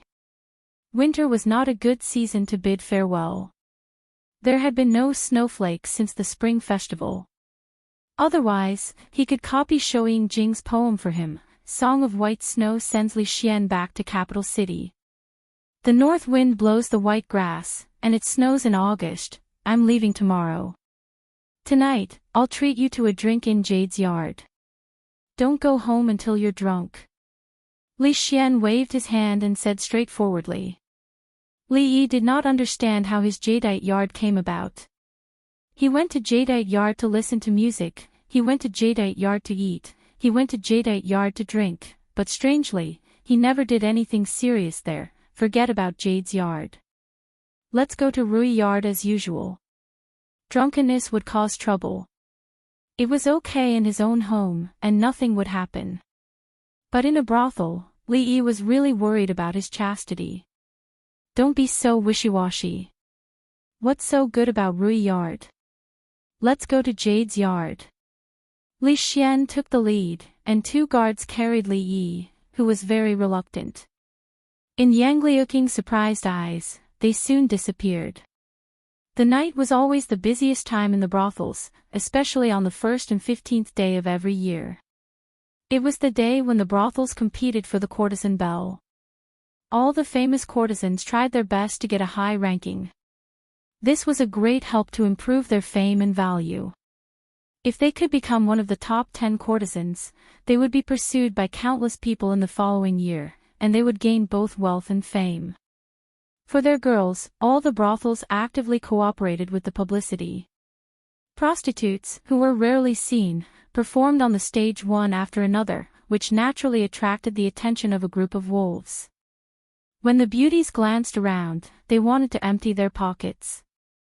The business of a brothel in one day was comparable to that of 10 days or half a month before. Only artists were qualified to run for the title of courtesan belle. A withered flower could not attract the attention of those nobles. If one of the top 10 courtesans could settle down in his brothel, the next year's wealth would definitely roll in. Every courtesan was a cash cow for the brothel to which he belonged. Within the jadeite courtyard, after passing through the winding corridors and isolating the noise outside, a woman stood quietly by a table in a secluded room. Her wrist slowly moved as if she was drawing something on a piece of paper. Drunken Mo, you can't always not go out to meet the guests. The courtesan competition has already started.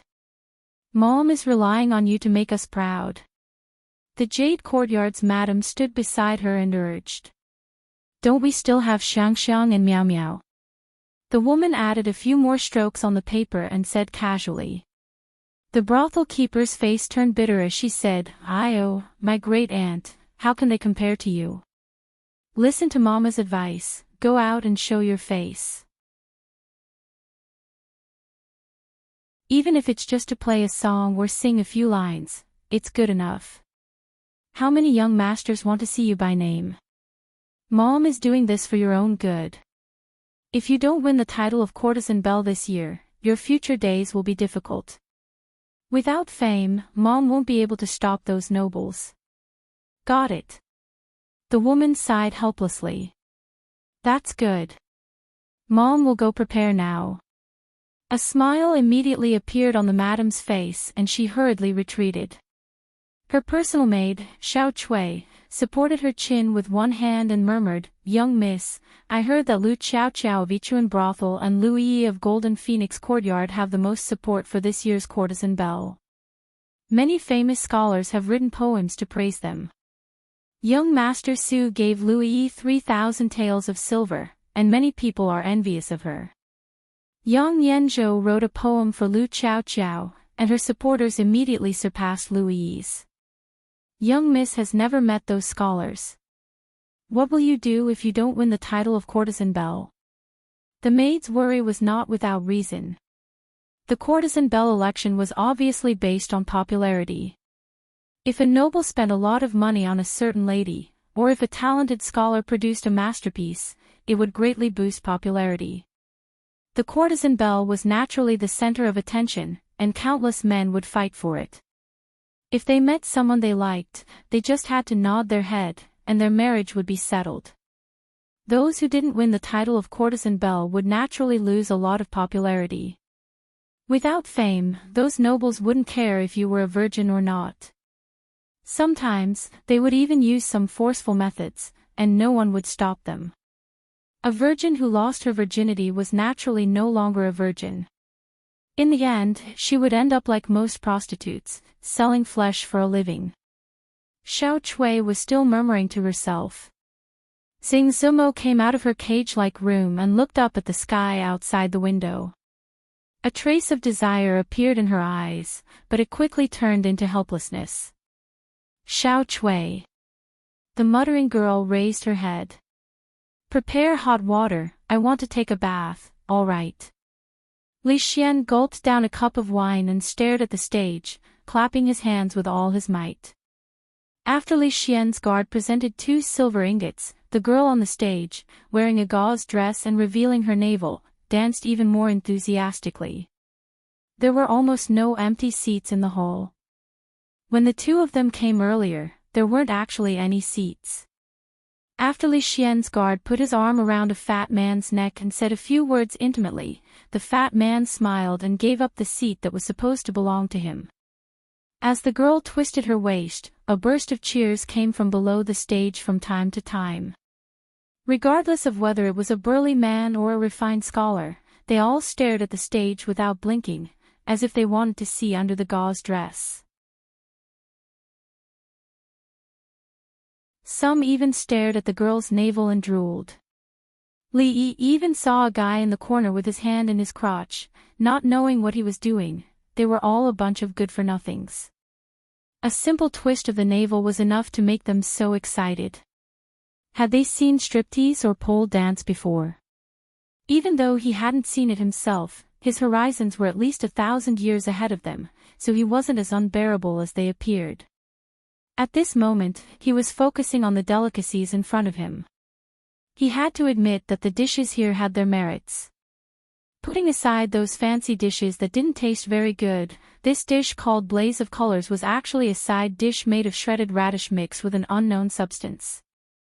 It was very delicious and went very well with the rice. "Pfft, young master, look at him. He looks like he hasn't eaten for a few days," a chuckle came from the side. Li Yi turned his head and saw 2 young masters sitting there. At this moment, one of the younger ones was pointing at Li Yi with his finger. He was smiling so widely that he couldn't even open his eyes. He spat in his heart and turned his head away. A grown man actually covered his mouth when he was laughing. Perhaps he had some special fetish.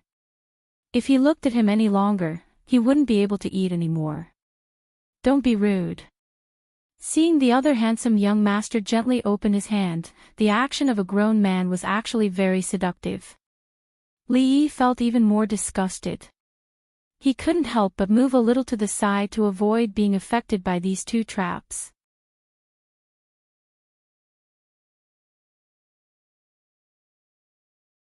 Chapter 284. Young master, that person looks so familiar. I seem to have seen him somewhere. Li Yi didn't want to pay attention to the 2 effeminate young men, but the guy who laughed at him just now said again. He couldn't help but turn his head to look at them. They were very strange faces, and he was sure that he had never seen them before. The two young men were very handsome. Li Yi looked at them again, and then he immediately shivered. He actually felt that these two guys were good-looking just now. Bah bah bah, they were just sissies. Not only did they look like a sissy, but they also talked like a sissy. He made a face at the guy who pointed at him, and continued to fight with the food in front of him.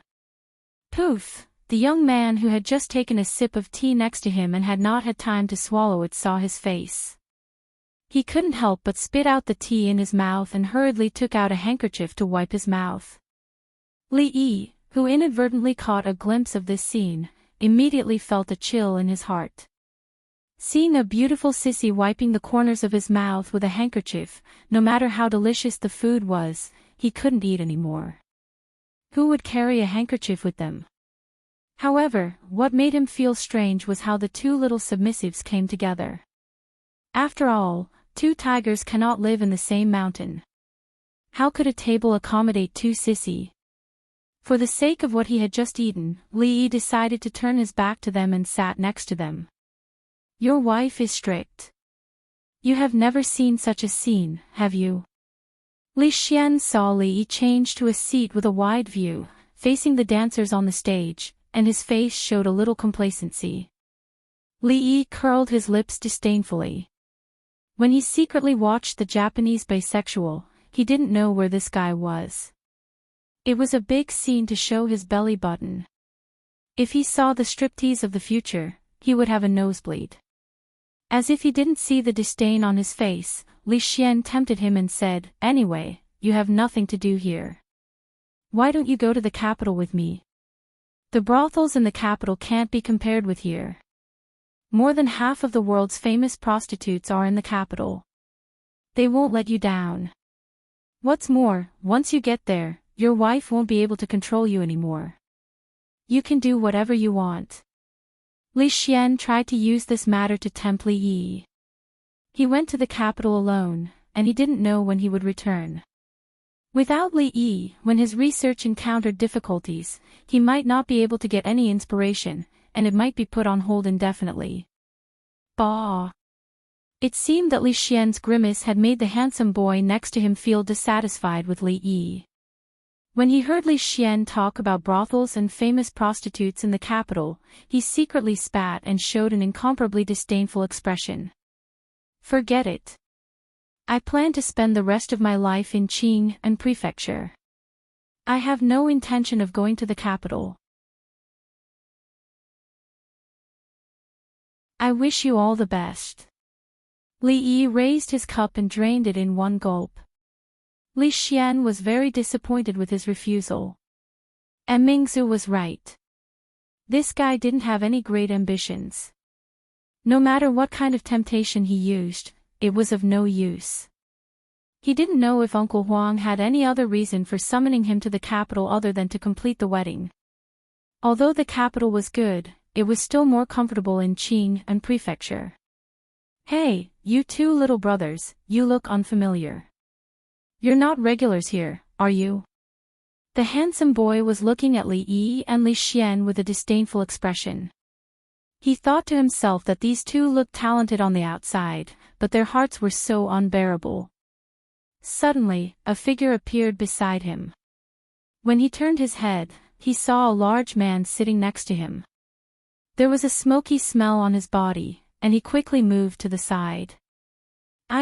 It's the first time I've seen the two of you, but I feel like I've known you for a long time. I wonder what your names are." The large man smiled and reached out to touch the boy's hand on the table. "Ah, what are you doing?" The handsome boy jumped in fright and immediately jumped away from his seat. He looked to his companion beside him for help. "Young master," Li Yi actually saw a trace of lust in the large man's eyes. That's right, it was lust. A big man actually showed an evil gaze to two other men. Damn, this man looked so strong, but he was actually a dead piece of glass. "It's nothing, I just want to make two more friends." The smile on the man's face became even wider. As he spoke, he reached out to touch the other person's cheek. Please conduct yourself." The young man immediately stood up and said with a livid face. The attention of the surrounding people was originally focused on the increasingly enchanting dancers on the stage. Suddenly, they heard a reprimand and all turned their heads. "Why is it him? This guy is here to look for those handsome young masters again." It's a pity for those two handsome young masters. The crowd was clearly very familiar with this large man. Their faces all showed disgust. Some people even moved away to keep a sufficient distance from him. The large man's eyes narrowed. He looked at the two people and said, "It's just to make friends, you don't have to go so far. Young master, let's go." The handsome boy pulled the young man's hand and said in a low voice with a pale face. Looking at the unfriendly large man, the young man's face also turned pale. He somewhat regretted sneaking out tonight. Just as he was about to pull the boy away, the large man sneered and blocked in front of them. He said, "The fun has just begun, don't be in such a hurry to leave." Li Yi sighed and planned to stand up. He didn't have a good impression of the two sissies. He didn't discriminate against the large man's fetish. However, this kind of thing was about mutual consent. There was no point in forcing or threatening them. As the county lieutenant of this county, since he encountered this kind of thing, he couldn't just stand by and watch. However, the human feelings of this era were far from as indifferent as the future. There was no lack of heroes who would pull out their swords to help when seeing injustice. His Highness, who always had a strong sense of justice, was clearly such a hero. "Scram, don't disturb this young master's mood." Li Xian's method was simple and crude. He stood in between the large man and the two people with a disdainful expression. He acted like a spoiled brat to the extreme. A few guards already followed him.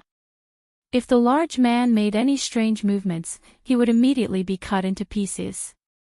The boy and the young man looked at him with eyes filled with deep gratitude. "Oh, this little brother is quite handsome." The large man originally wanted to get angry, but when he saw that the person in front of him was actually a similarly handsome young master, a smile appeared on his face. Li Yi noticed that Li Xian's expression was starting to freeze. He knew that this guy was finished. If it were him, he would have already demonstrated a whole set of 18 dragon-subduing palms on this man's body. Knowing that the person in front of him was helping him out, the young man hurriedly cupped his hands towards Li Xian and said, "Thank you, young master." "Step back." Li Xian's face was cold. He extended his arm and signaled the two people to step back. When he accidentally touched the young man's chest, he lightly patted it twice. He looked at him in surprise and said, "I couldn't tell, but this brother's body is quite sturdy." Young master." The boy watched as the man patted his young master's chest twice. He was speechless with his mouth wide open. As for the young man who was praised by Li Xian for having a sturdy body, he lowered his head to look at his chest. After a moment of shock, he raised his head to look at Li Xian in disbelief. His face was already completely red. Li Xian no longer cared about the young man. He turned around and looked coldly at the large man. He said indifferently, "Drag him out." These days, he had accumulated a lot of resentment in his heart. It was time to vent it. At first, the large man did not understand his words. However, when his shoulders were pressed down and he could no longer use any strength, his face began to turn pale. The large man was dragged out by Li Xian's guards. Li Xian also followed. Li Yi knew that he was angry. This man had appeared at the right time. As for the two young men, they were still standing in the same place in a daze. It was unknown if they were frightened, but they did not move at all. The situation here only attracted the attention of a small number of people. When a deafening cheer came from the scene, everyone's eyes were attracted by the dancer on the stage. Li Yi also turned his head to take a look. He found that she had actually pulled off the light gauze covering her body, revealing 2 smooth jade arms. She only wore a tube top, revealing her 2 voluptuous breasts. From time to time, her jade legs would poke out of her skirt, causing a group of wolves to howl, so this was the erotic dance in the brothel. Li Yi took a glance and lost interest. He planned to go out and take a look. He stood up from his seat. When he saw Yang Liuqing and another figure appear at the door, he suddenly stopped and his expression changed.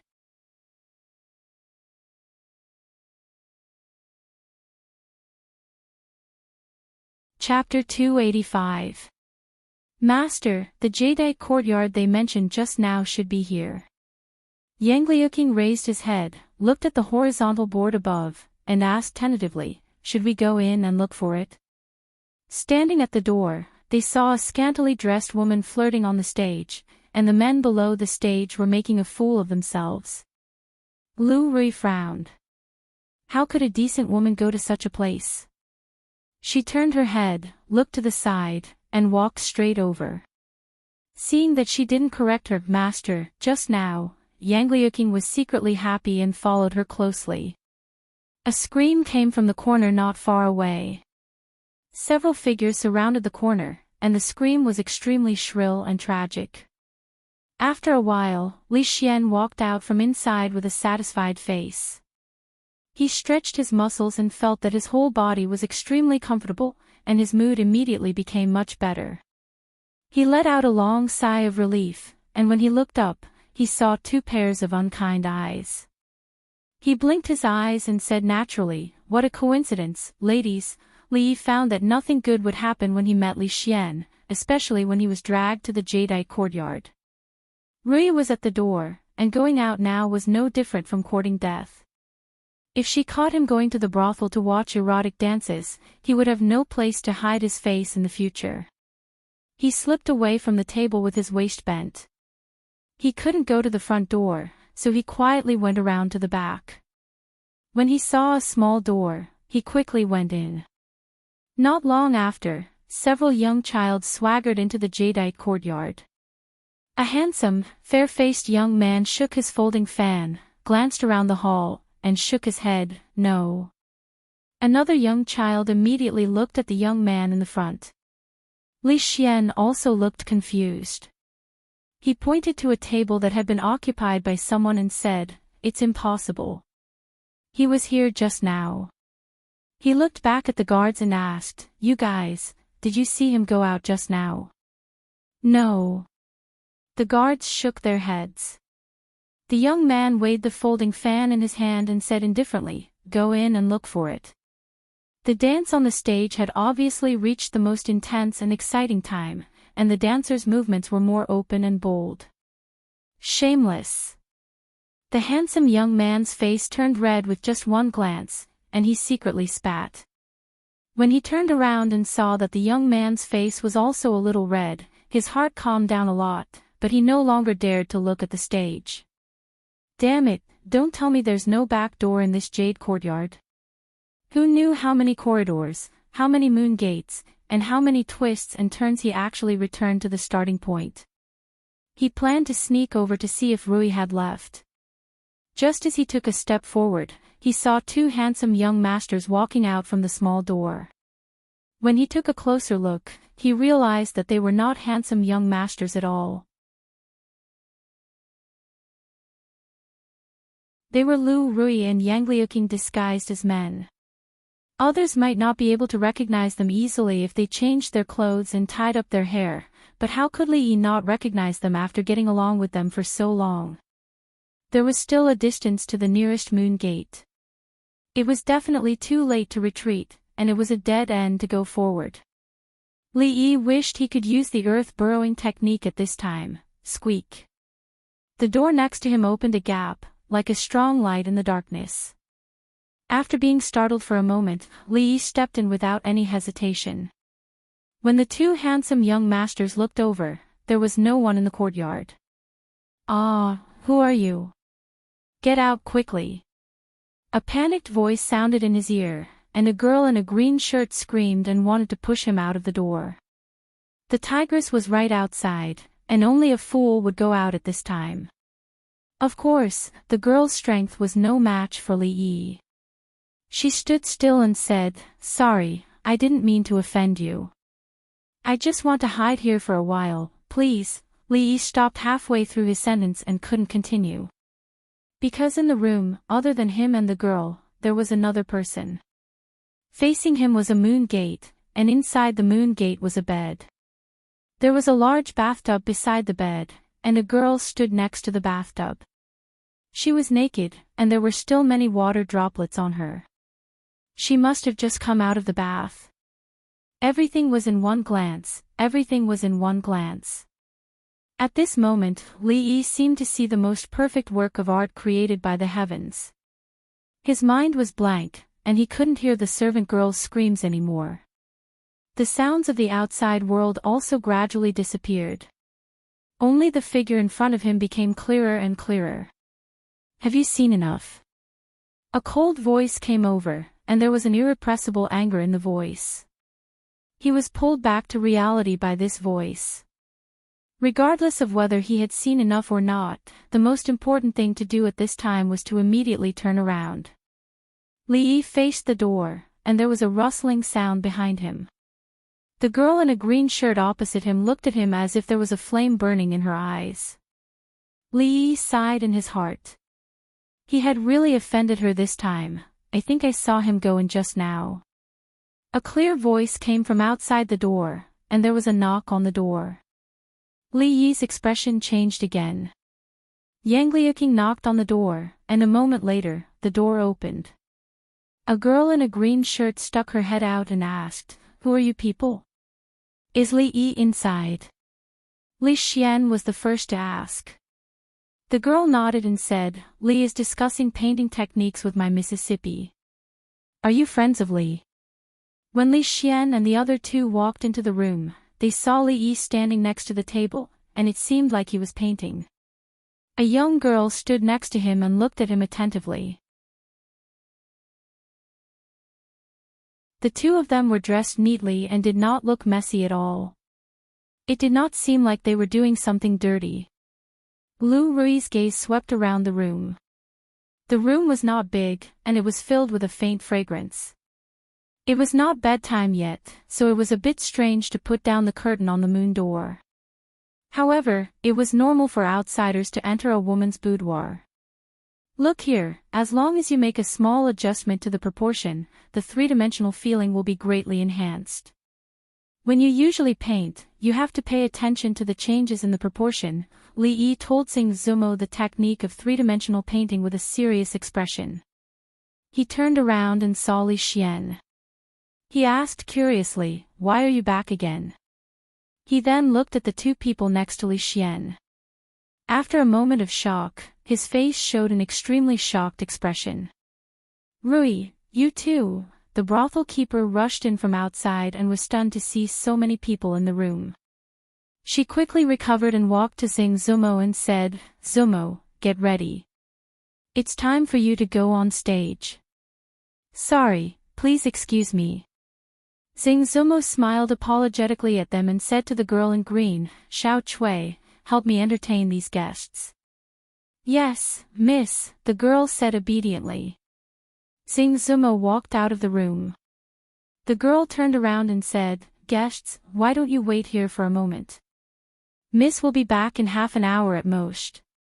No need to trouble yourself." Li Yi waved his hand and turned to Li Xian. "I happened to meet Miss Sumo and discussed painting skills with her. Since Miss Sumo has something to do, let's go back." "Let's go." Li Xian waved his hand. He had just beaten up the man and vented his anger. Since there was no big news, he had no intention of staying here. "What's the hurry? Since we are here, let's watch for a while before leaving. This is my first time in a brothel. I won't have this opportunity in the future." Lu Rui looked at Li Yi with a meaningful look and said lightly, "No, it's improper for a woman to go to a brothel." Li Yi refused without even thinking about it. Bringing his sister-in-law to a brothel, what the F*** was that?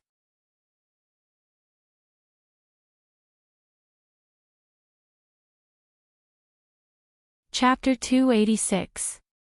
It turned out that Mississippi Lou shouldn't be restricted by the demands of secular women. She wasn't asking for Li Yi's opinion when she said that she wanted to visit a brothel. She was just announcing it. With one hand behind his back and the other waving a folding fan, the temperament of an elegant young master was undoubtedly revealed. Looking at the flirtatious glances of the brothel girls, Li Yi really wanted to yell, "Are you guys blind? Changing clothes and hairstyles and you can't even recognize the gender." In the past, he thought that it was bullshit to disguise a woman as a man in TV dramas. As long as one wasn't blind, they would be able to see it.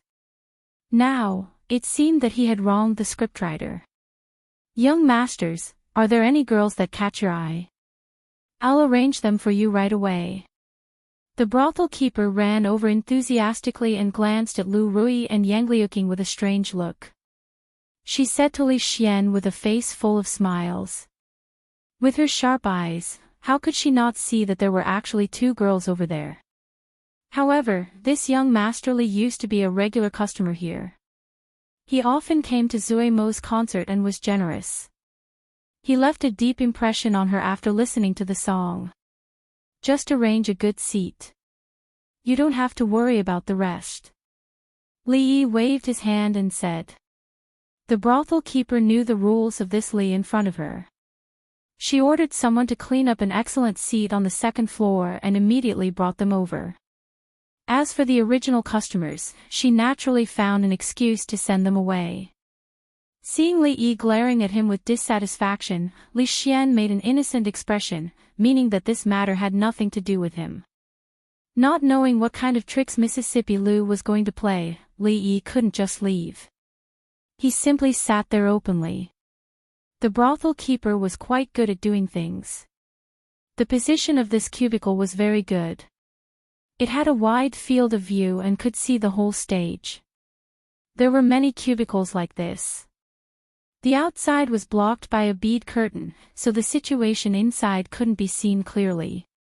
However, the stage could be seen clearly from the inside. Li Xian casually sat on the chair and crossed his legs, looking very relaxed and content. Yang Luqing had never been to a brothel before, so she was very curious about everything here. Occasionally, she would see women nestled in the arms of those men in the cubicles on the opposite side, and when they were being groped by those men, her face would turn red, and she would not look anymore. Lu Rui seemed to be addicted to playing the role of a handsome young master. He waved his folding fan in his hand and looked down through the bead curtain with great interest.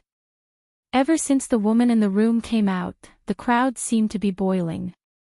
It was obvious that she was quite famous.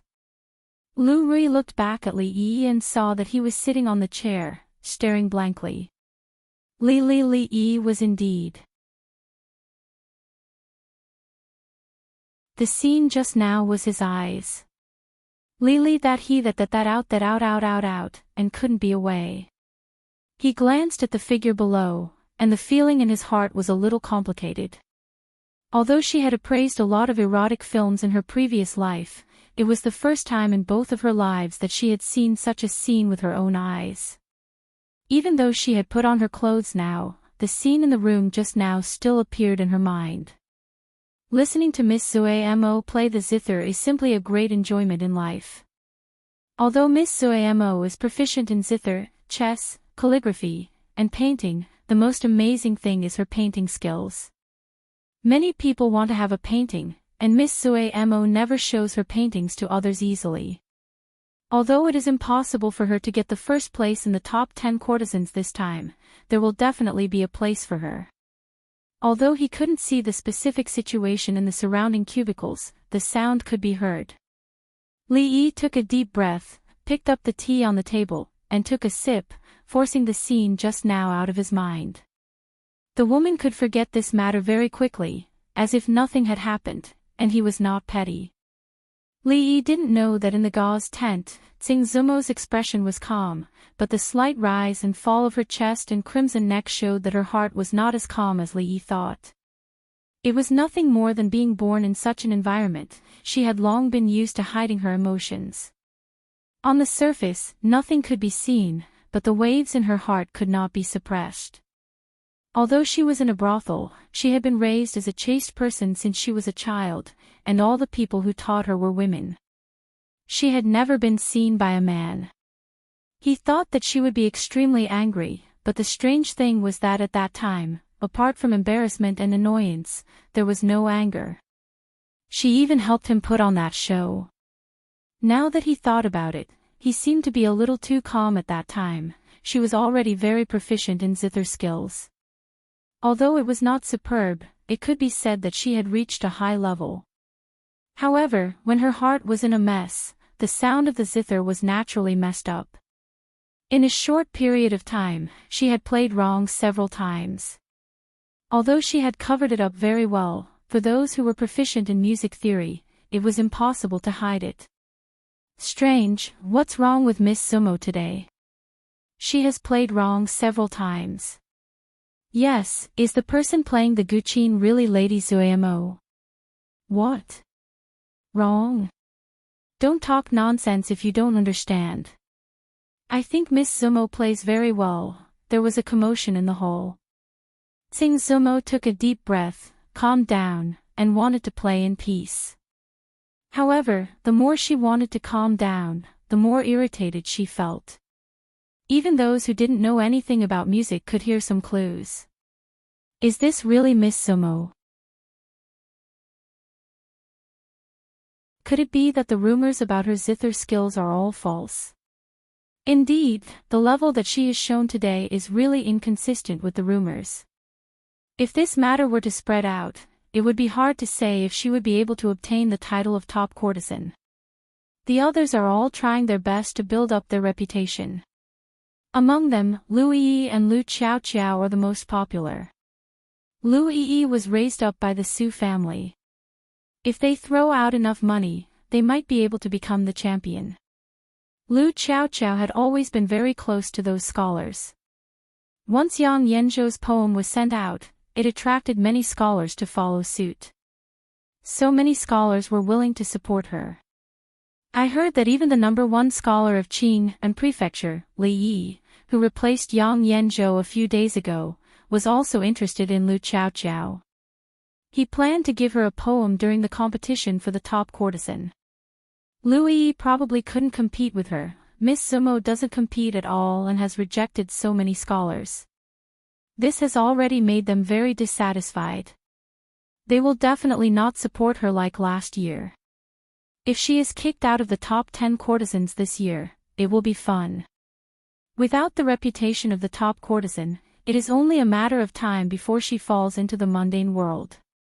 Perhaps you and I will also have the chance to get intimate and spend the night with a beauty. Li Xian looked at Li Yi with some surprise and asked, "You plan to give Lu Xiaoqiao a poem to help her become the top courtesan?" I don't even know what Lu Xiaoqiao looks like. Why would I give her a poem? Li Yi was also confused. He didn't know where this rumor came from. Hype, pure hype, I think so too. If you give Lu Xiaoqiao a poem, I'm afraid there will be many heartbroken girls in Qing and Prefecture. Those who want to become the top courtesan will definitely fight you to the death. Li Xian nodded and said. Although many aspects were considered in the competition for the top courtesan every year, those scholars played a decisive role. There was nothing better than a widely spread poem to make them famous. Qiao Qiao Qiao dances with a soft waist, Zhang Tai Lu, Xiao Yang Yan. Yi has been able to sing and dance since she was young. Her actions and expressions are all like those of Chu. Miao Miao holds a wooden board and a cluster of flowers and pearls, singing a new voice. If a scholar wrote such a poem for them and the poem spread, their fame would definitely soar. If these words were written by the #1 scholar of Qing and Prefecture, the effect would be even better. When the poem was spread by word of mouth, no matter how unknown Qiao Qiao, Yi, and Miao Miao were before, they would be known by countless people overnight. Although this #1 scholar was so low-key that many people had even forgotten his name, Li Xian could be sure that if he wrote a poem for a girl, the position of the top courtesan would not be contested by others. They would just go and do what they were supposed to do. you're tuning into the LoveLore Library YouTube channel. We're so grateful for your support, and don't forget to subscribe to join us on this incredible journey through captivating stories. Your generosity through donations truly makes a world of difference, as it's the primary source of revenue that allows me to expand and enhance this channel for you. Thank you from the bottom of my heart for being a part of this adventure.